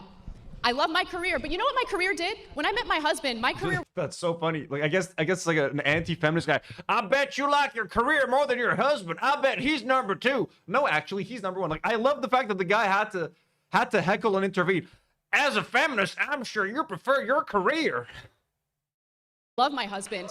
He's my rock, he's my foundation. And no, my husband is number 1. I love my career, but you know what my career did? When I met my husband, my career was already established. He, on the other hand, was couch surfing, he was in debt, and didn't know what he wanted to do with his life. I married him anyway. You want to know why? Because I had the economic freedom to marry for love, not for some Chad to take care of me. How tall is he? Damn, okay, shit. Her husband was a brokey? Anna, you married a brokey? You married a man who was couch surfing? That gives us all hope. Hey, gentlemen, guys, if you find a lady who is financially established, she will marry you for love, not for your money. It's a lesson for everyone to learn. But hey, I mean, shit, good on her, man. I guess she must have really loved him. If the dude sounds like a bum. So I'm kidding. He was in debt and didn't know what he wanted to do with his life. I love my career, but you know what my career did? When I met my husband, my career was already established. He, on the other hand, was couch surfing, he was in debt, and didn't know what he wanted to do with his life. I married Franklin Goodwin says, my husband was a loser. That's what she's essentially saying. My husband didn't have his life together. My husband's life fucking sucked. He was a fucking loser. You know what? I married him anyways. Somebody's saying he's a PE teacher now? Rami Winter says he's a gym teacher now. Hey, well, God bless him. Shit, you know what? Being a gym teacher is better than being a couch surfer and having no job. So hopefully he's instilling some discipline into these kids. But yeah, Anna definitely wears the pants. at home if that's the case. And by the way, Gene Hartley just gifted 10 Do Not Worry memberships. Holy shit. Thank you so much, Gene. Or Jean. Or Gene. Thank you. They also gifted memberships yesterday, if I'm not mistaken. Gene, thank you so much for being so generous and so kind. We love you so much. Let's fucking go. W's in the chat for Gene Hartley. Him anyway. You want to know why? Because I had the economic freedom to marry for love, not for some Chad to take care of me. How tall is he? Oh, he's 6'1", about your height. None. I don't want kids. Let's not do shouting questions from there, please. Allow these two to debate each other. Okay, what's your question? Okay, by the way, Anna making fun of her height. Holy shit. This is some golden slap, folks. 6'1", about your height. None. I don't want. Fuck, man. How tall is he? 6'1", about your height. Anna taking the gloves off. Surfing. He was in debt and didn't know what he wanted to do with his life. I married him anyway. You want to know why? Because I had the economic freedom to marry for love, not for some Chad to take care of me. How tall is he? Oh, he's 6'1", about your height. Folks, I have updated the members goal to 520. We are at 500. We have crossed 500 members, I think, for the first time. If yesterday's numbers hold and other members aren't, like, because if you're gifted a membership and you don't renew, the numbers fluctuate. So if the numbers hold, we are currently at 507 YouTube members. Thank you so much to everybody. We love you so much. Thank you so much for all the generous support. This really means a lot.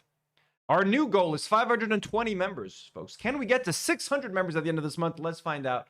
We're going to have an awesome live stream together next week. Let's have some fun. Thank you so much.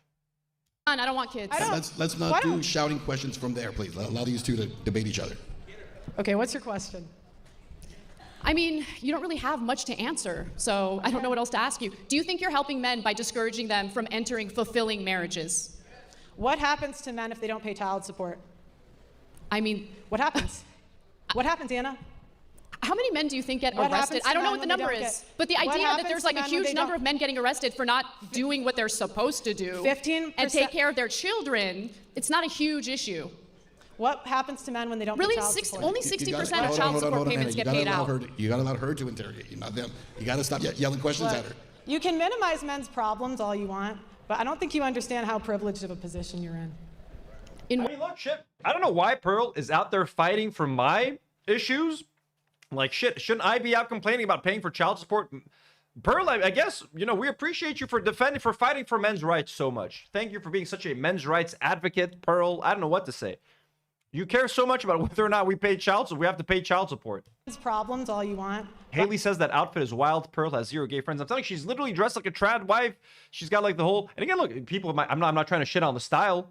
It's a nice shirt. The elements on their own are nice. Like, it's a nice shirt, but like the shirt with the long black skirt with like the black stockings, she's fitting the role pretty well. I don't think you understand how privileged of a position you're in. In what way? How am I privileged? Men are the ones that are on the hook for child support. Men are the ones that are on the hook for alimony. It's easy for you to tell men to just take the risk when you're not in that position. So are you asserting that men shouldn't pay child support following a divorce?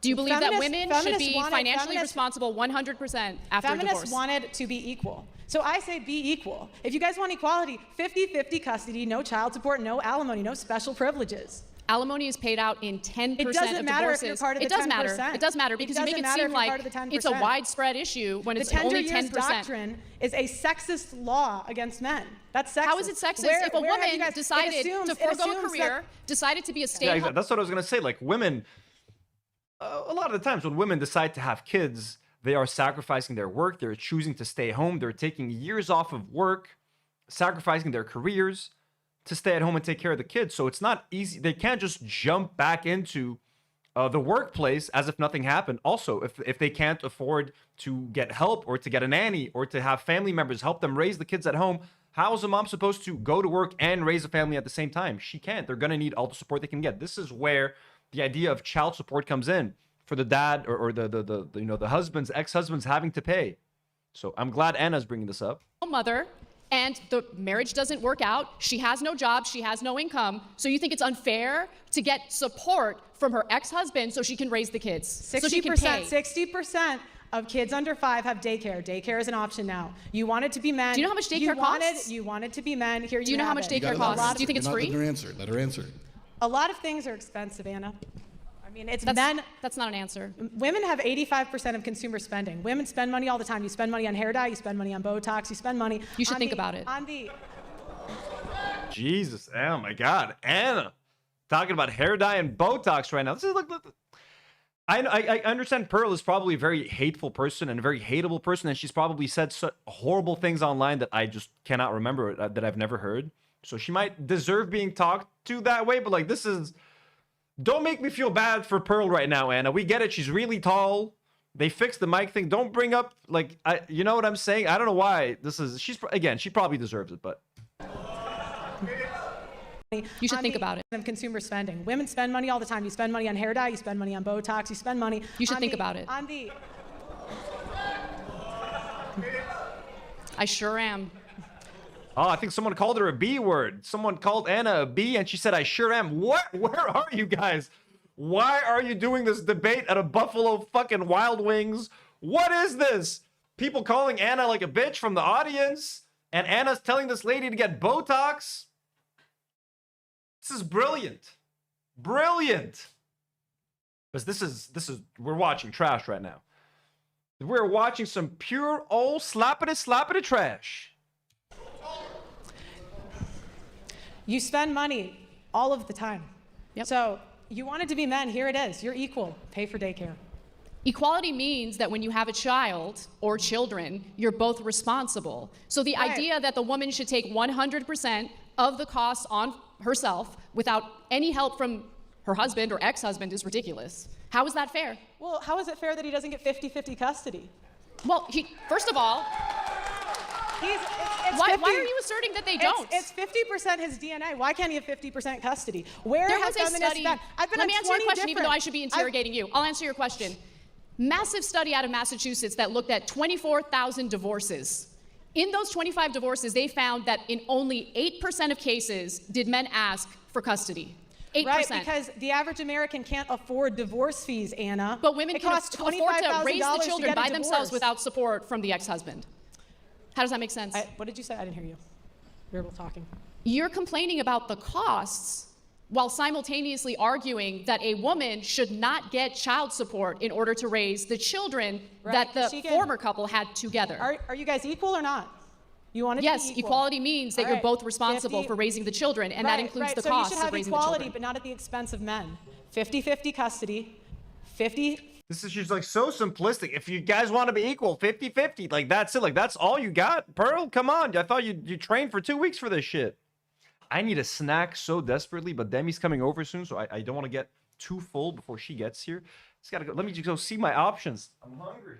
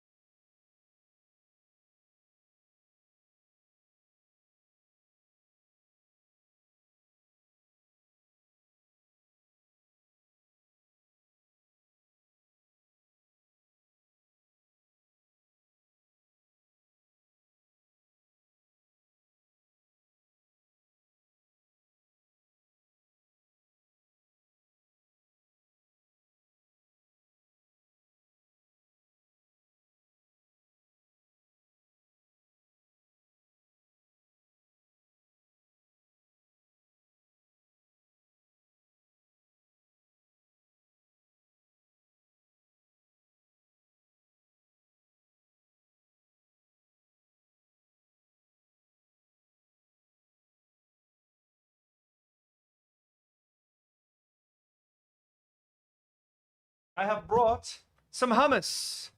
I have to keep it simple. Don't want to get too full. Hummus that's been in the fridge for like 4 days should still be good. With some little bit of hummus, toasty bread. Let's enjoy, shall we? 50. No child support, no alimony. That's equality. You don't want alimony equality. makes sense if the woman was a stay-at-home mother and doesn't have a source of income. How else would she take care of the kids following a divorce? By getting a job just like the men.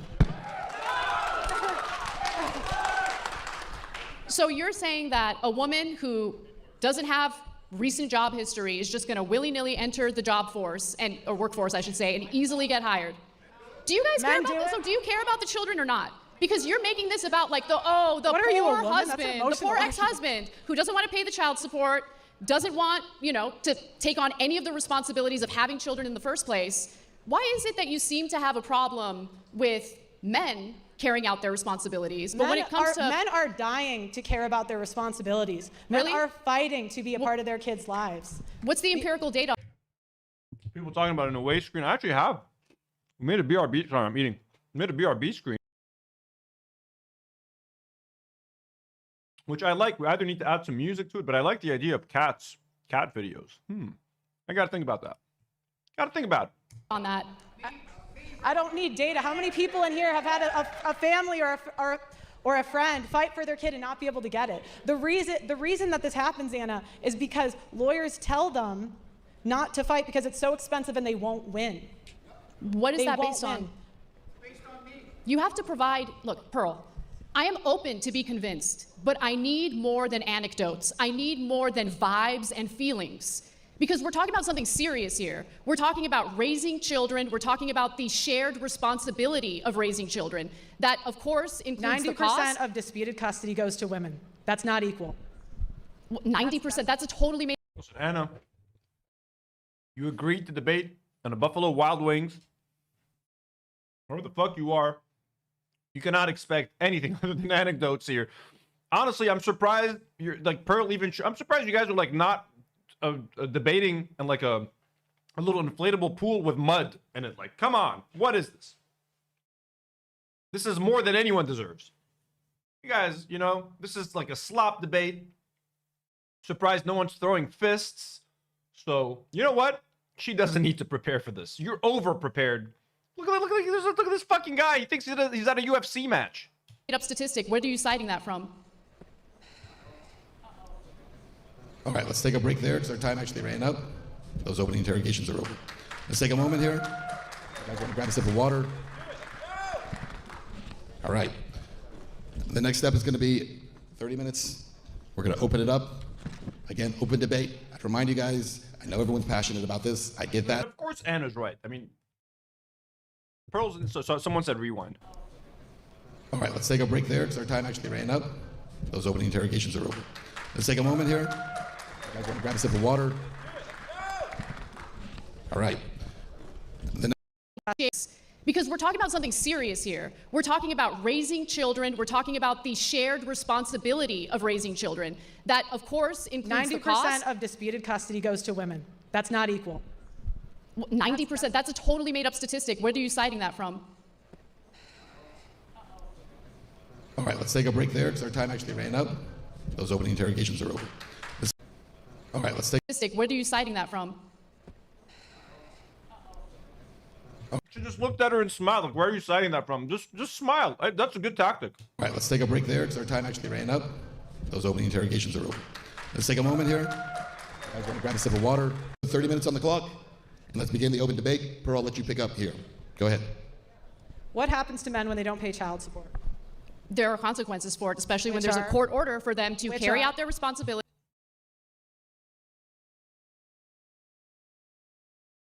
I can't believe they're back to literally, this is just the child support debate? And pay child support so that child can be raised. And what happens? Do you think there shouldn't be legal responsibilities or legal consequences if they fail to carry out a court order to, take care of their kids? I've interviewed men that have paid millions of dollars in. Don't care about your interviews. Anecdotal evidence doesn't matter. What I need is actual statistic, empirical evidence. They should pay their child support. $441 What happens? Is the average child support payment. $441 a month. Yeah, that's for someone that makes $24,000 a year. You just told me a woman can just go to work and take care of the kids totally by herself. How does a guy live when he's paying $500 a month and $24,000 a year? You think $500 a month is too much in child support? Do you know how much it costs to raise a child? Do you know how much childcare costs, for instance? I mean, that mother has to go to work, right? This is like a massacre, man. It's like watching a lioness attack a gazelle, grab a gazelle, fucking just butcher it, man. This is what we're watching. And Anna Kasparian going after this completely unprepared. Oh my God, like, what the fuck? What are you, why? It's just, I get it, she wanted the money. Right? Where's the kid gonna stay while that mother is working? How is she gonna pay for the What happens to men when they don't daycare? pay child support? Sorry, say that again. What happens to men when they don't pay child support? There are legal repercussions for not carrying out a court mandate to do something. Do you think that fraud should be illegal? Absolutely. Okay. So why is, do you think that, to do something. Do you think that fraud should be illegal? Absolutely. Okay. So why is it not illegal for women to fraud men on paternity? If a man does not find out he's the father over the age of 2, he is on the hook for child support for 18 years. I don't know what the law is when it comes to that, but it's wrong. If you're lying about paternity, that is wrong, and there should be legal consequences why for that. haven't feminists fought? It's that simple. Then why aren't feminists fighting for it, Anna? Because feminists fight for women, obviously. Right. That's my point. At the expense of men.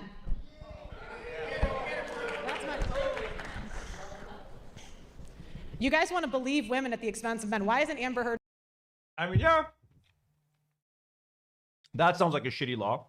Men shouldn't have to pay child support for a kid that isn't their own or stuff like that. I mean, of course. And Anna was like, yeah, okay. What then? I agree with you. What now? That was a very necessary snack. I could kill the whole thing, honestly. I don't want to get too full. I'll be more engaged now. In jail. Because of the Me Too movement, you guys push believing all rape victims, and now we have rape. You guys want to believe women at the expense of men. Why isn't Amber Heard in jail?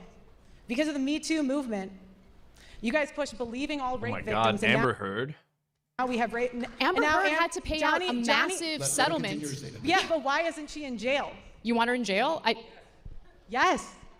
Well, she ruined the his penalties for defamation are what the court's decision is, right? You want people to go to prison for. And by the way, Amber Heard did not defame Johnny Depp. She only lost in a fucking American court because the fucking American jury are fucking idiots. She won her defamation case in the UK. Liz Felix sends a very generous $10 donor. Thank you so much, Liz. She says, why the fuck is this all about defending men? Is she all about defending men? What did her mom... I have no idea. What did her mom do to her? I don't know. She's literally defending men who have to pay... A very specific group of men, too. Divorced men that have to pay child support or alimony. So, like... She must have found this niche online where a lot of divorced men watch her and they complain about having to pay child support. So this has become like her fucking calling, you know, defending those men that have to pay child support. Maybe it's an audience thing. It's a demographics thing. She's trying to, you know, she's audience captured. She keeps bringing it back to child support. Defamation? He had to go to 2 different countries to clear his name. Why isn't she in jail? He lost millions of dollars. To be clear, you think the penalty for defamation is prison time? I think the penalty for a false accusation is that the woman should get the same time that he would have gotten if he was found guilty. Men don't go to prison for defamation.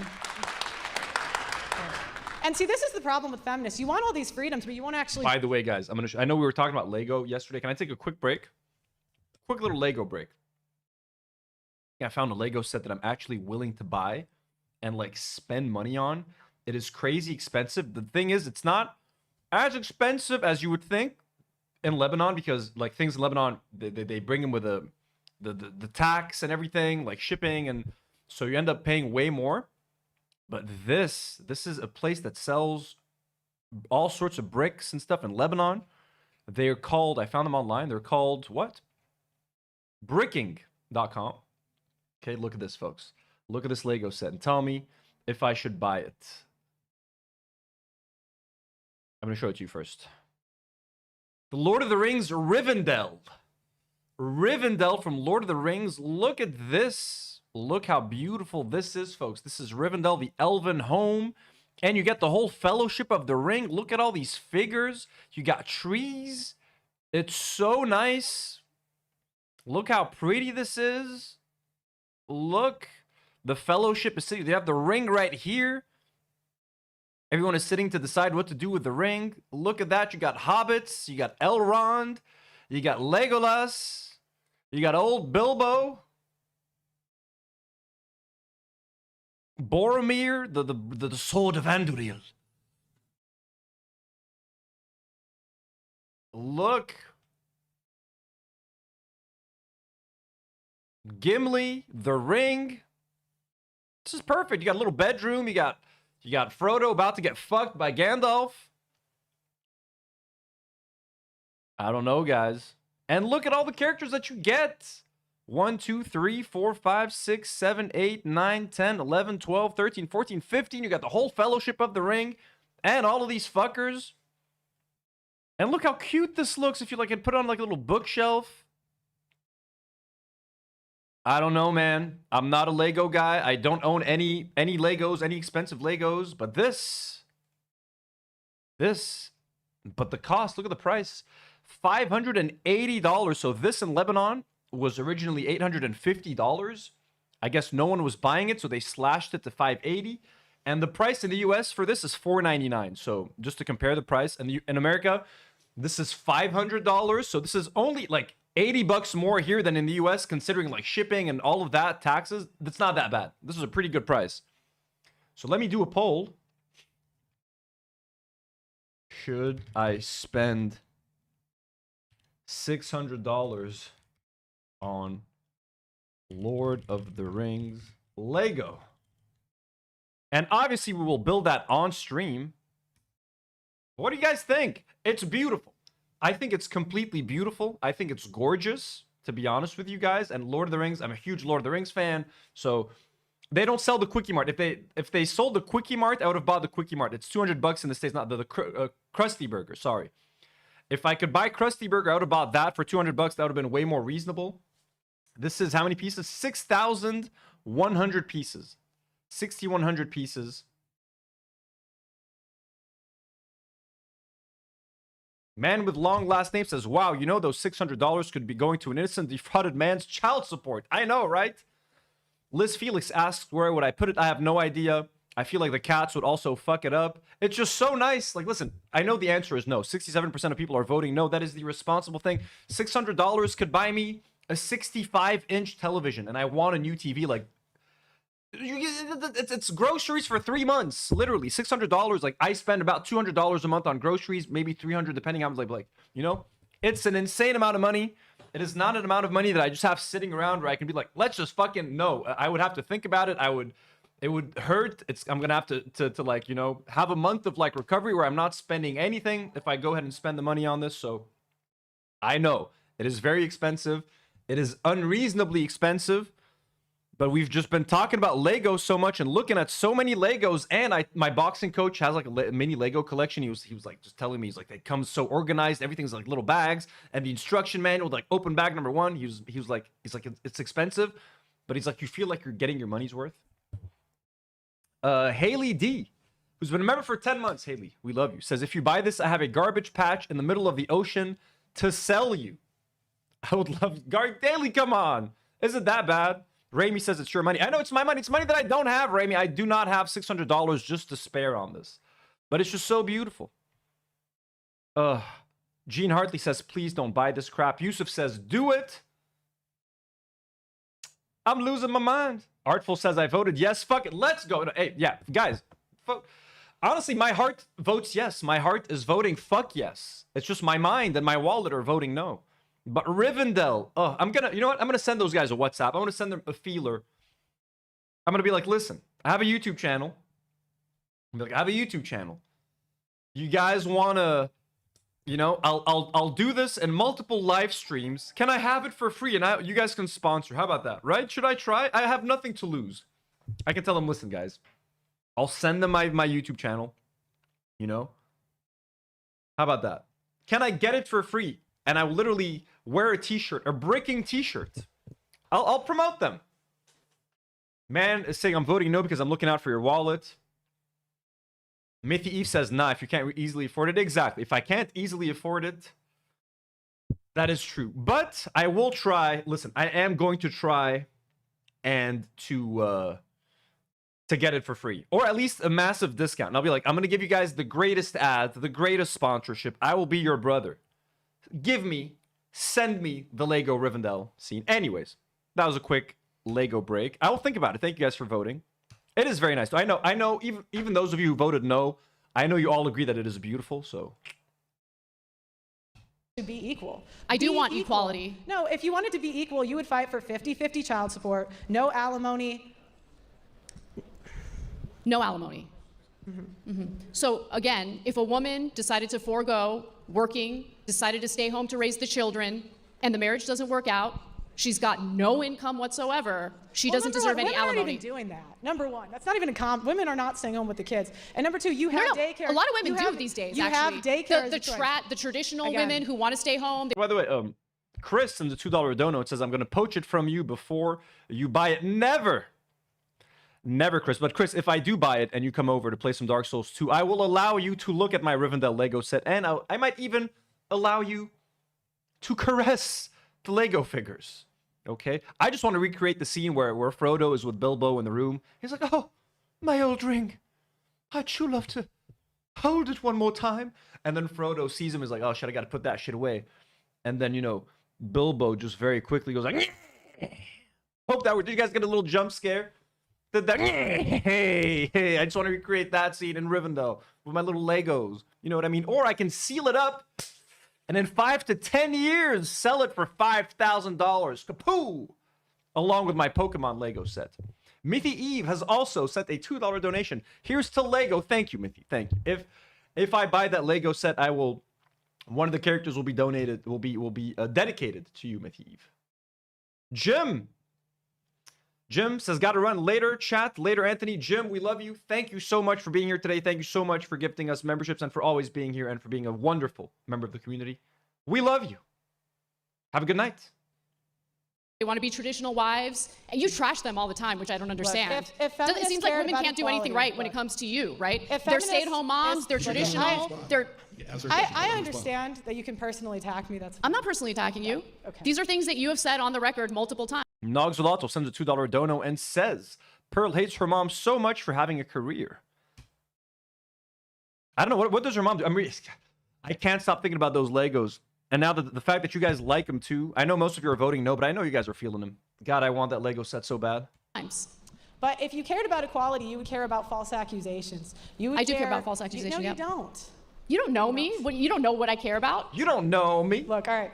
Let's talk about rights that men do not have. Men do not have the right to be enlisted in selective service. We have 125K men who were drafted and buried overseas. Think about that over a second.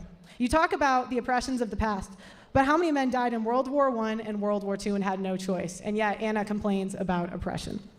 Men do not have the right to face their accuser in court when they have a false allegation and for personal protection orders that strips constitutional rights away from the man. Women go before a judge and say they don't feel safe, and more than likely a PP order will be issued. The man was not in court, had no say, has no defense, and does not get to face his accuser. That is done en masse, and many serve. Kate from Canada says, "I voted yes." Crafty says, "Subathon to raise Lego money." I could do, but that would feel so. I could do a subathon. Subathon could be fun.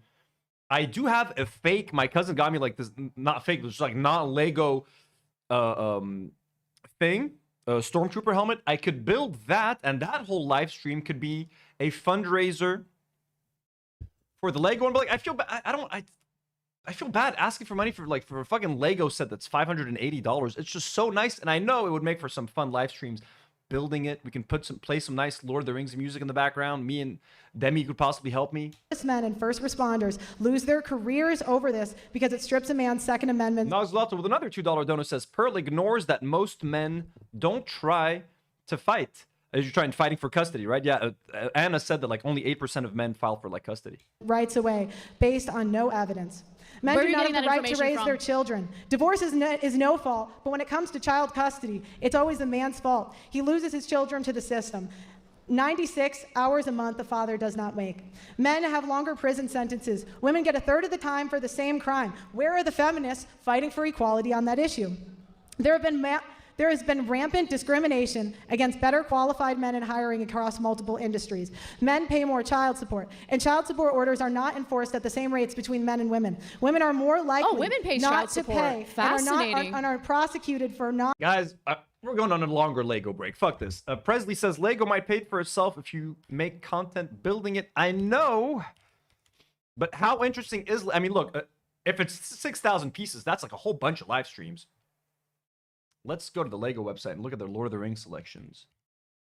Because I wouldn't get Harry Potter doesn't interest me as much anymore, I'll be honest with you guys. So it would definitely need to be Lord of the Rings or like Simpsons. I think those would look. I mean, and the options for Lord of the Rings are pretty limited. Like it's literally only Rivendell for $500. The Shire, which is cute, but like, I don't want this in my house. Like, I would not display this. It's kind of ugly. It's cute, but like, I don't want this. You know, just a bunch of hobbits. This is the Barad-dûr Tower, which, I mean, cool, but like, no, I don't want this either. A bunch of orcs and shit. So Rivendell, and this is $460. This is so overpriced. Rivendell is, you know, this is the only Lord of the Rings. And look at, oh my God, it's so nice, guys. It's so nice. Jesus Christ. So $580 here in Lebanon, not including tax. So with tax, it's going to be like 600 something. Oh my God, dude, that's insane, insane.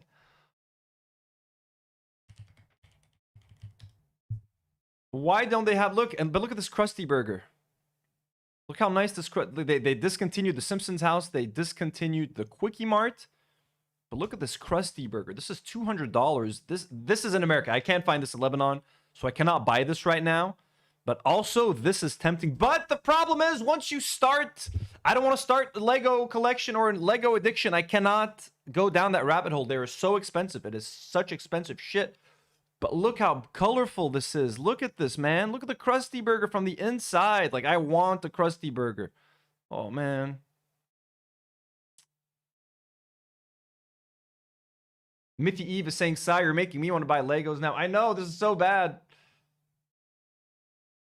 If I could have bought this here in Lebanon, I would have bought this right now. I would go to the store and buy the Krusty Burger right now. This is not available here. The store that I'm looking at here, I got to buy that Lord of the Rings one. That's all I got.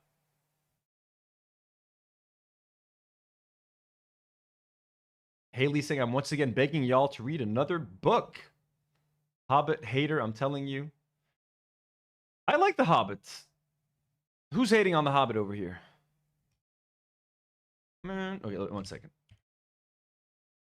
I'm going back to the Lebanese brick store. Shop. Let's go back to here's what they have. By brand, look. This is the store. All Lego. And then if you can filter.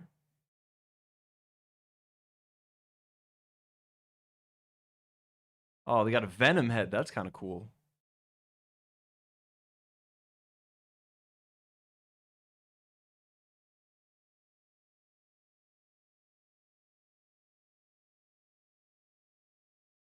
Star Wars Speeder. They got Minecraft shit. Sorry, guys. 1 second.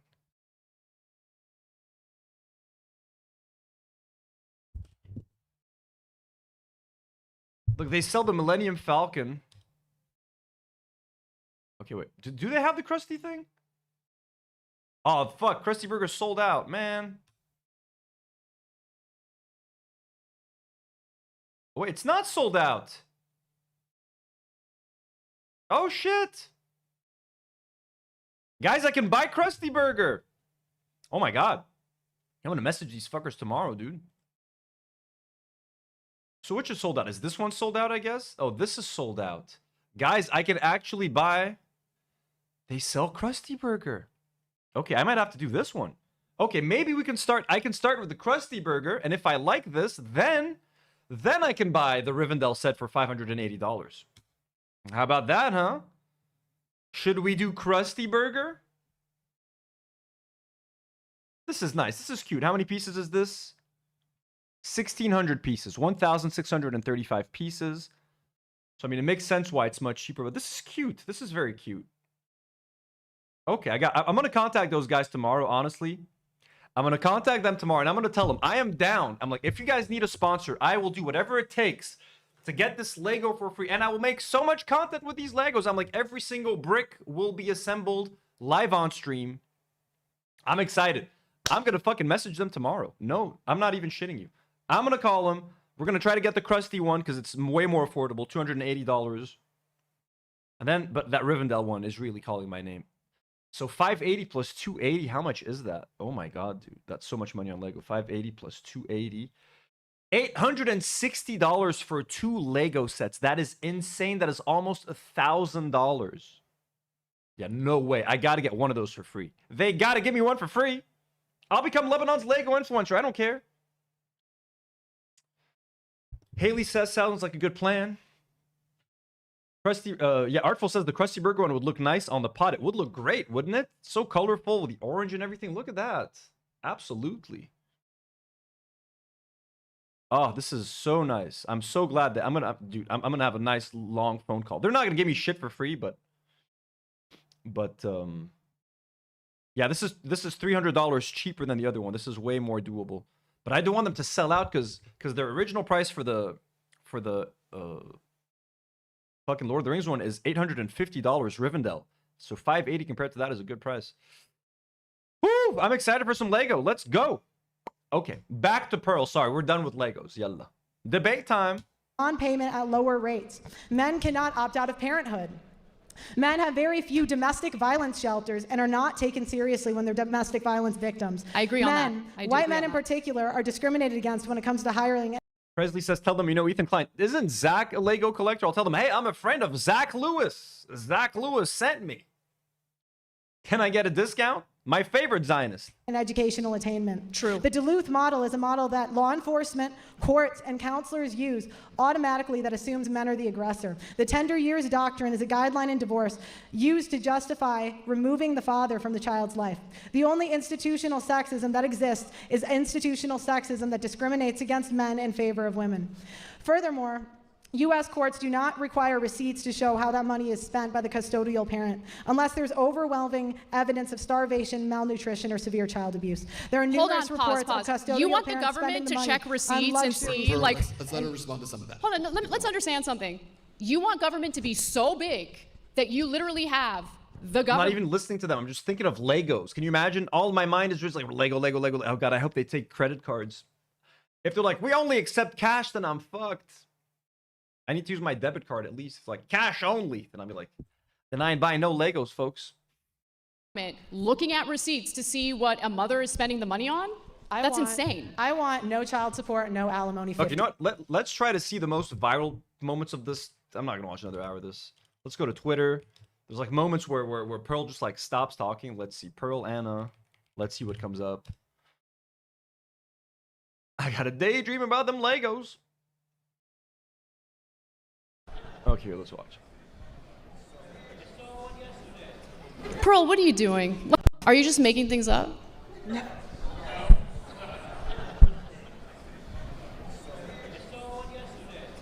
Pearl, what are you doing? Like, seriously. Next question. Oh my God.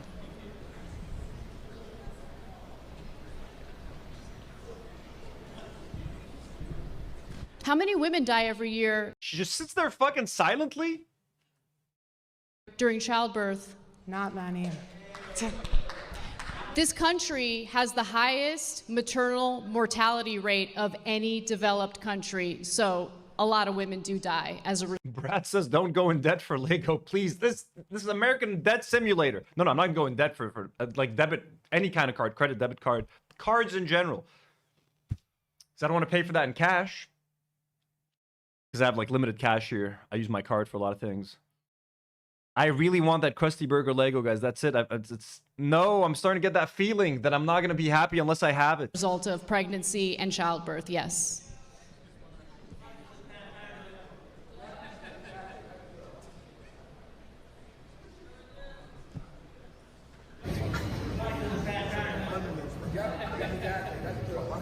Pearl isn't saying anything. What? The fuck? What the fuck?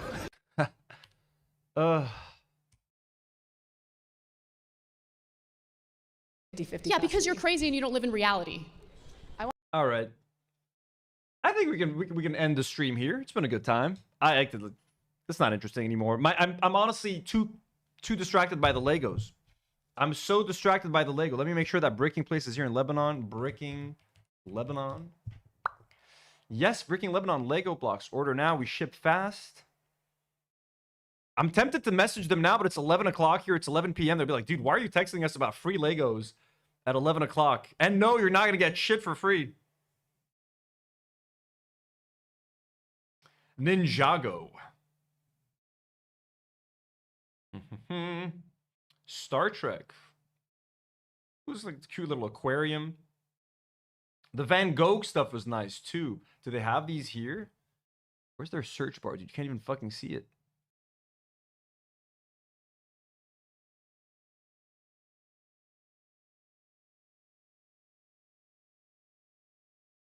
All right. Well, guys, I'm going to take a oh, whoa. What is that? A little Pokedex? I have a legit Pokedex. Let me see if I can find it.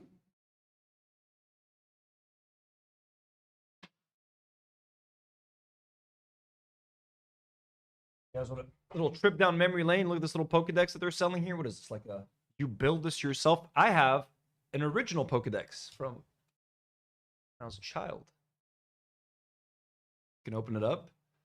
It had like a screen, and you can look up whatever Pokemon you wanted, and it would give you all sorts of data. I wonder if it still if I replace the batteries, it should still work. Does it still turn on?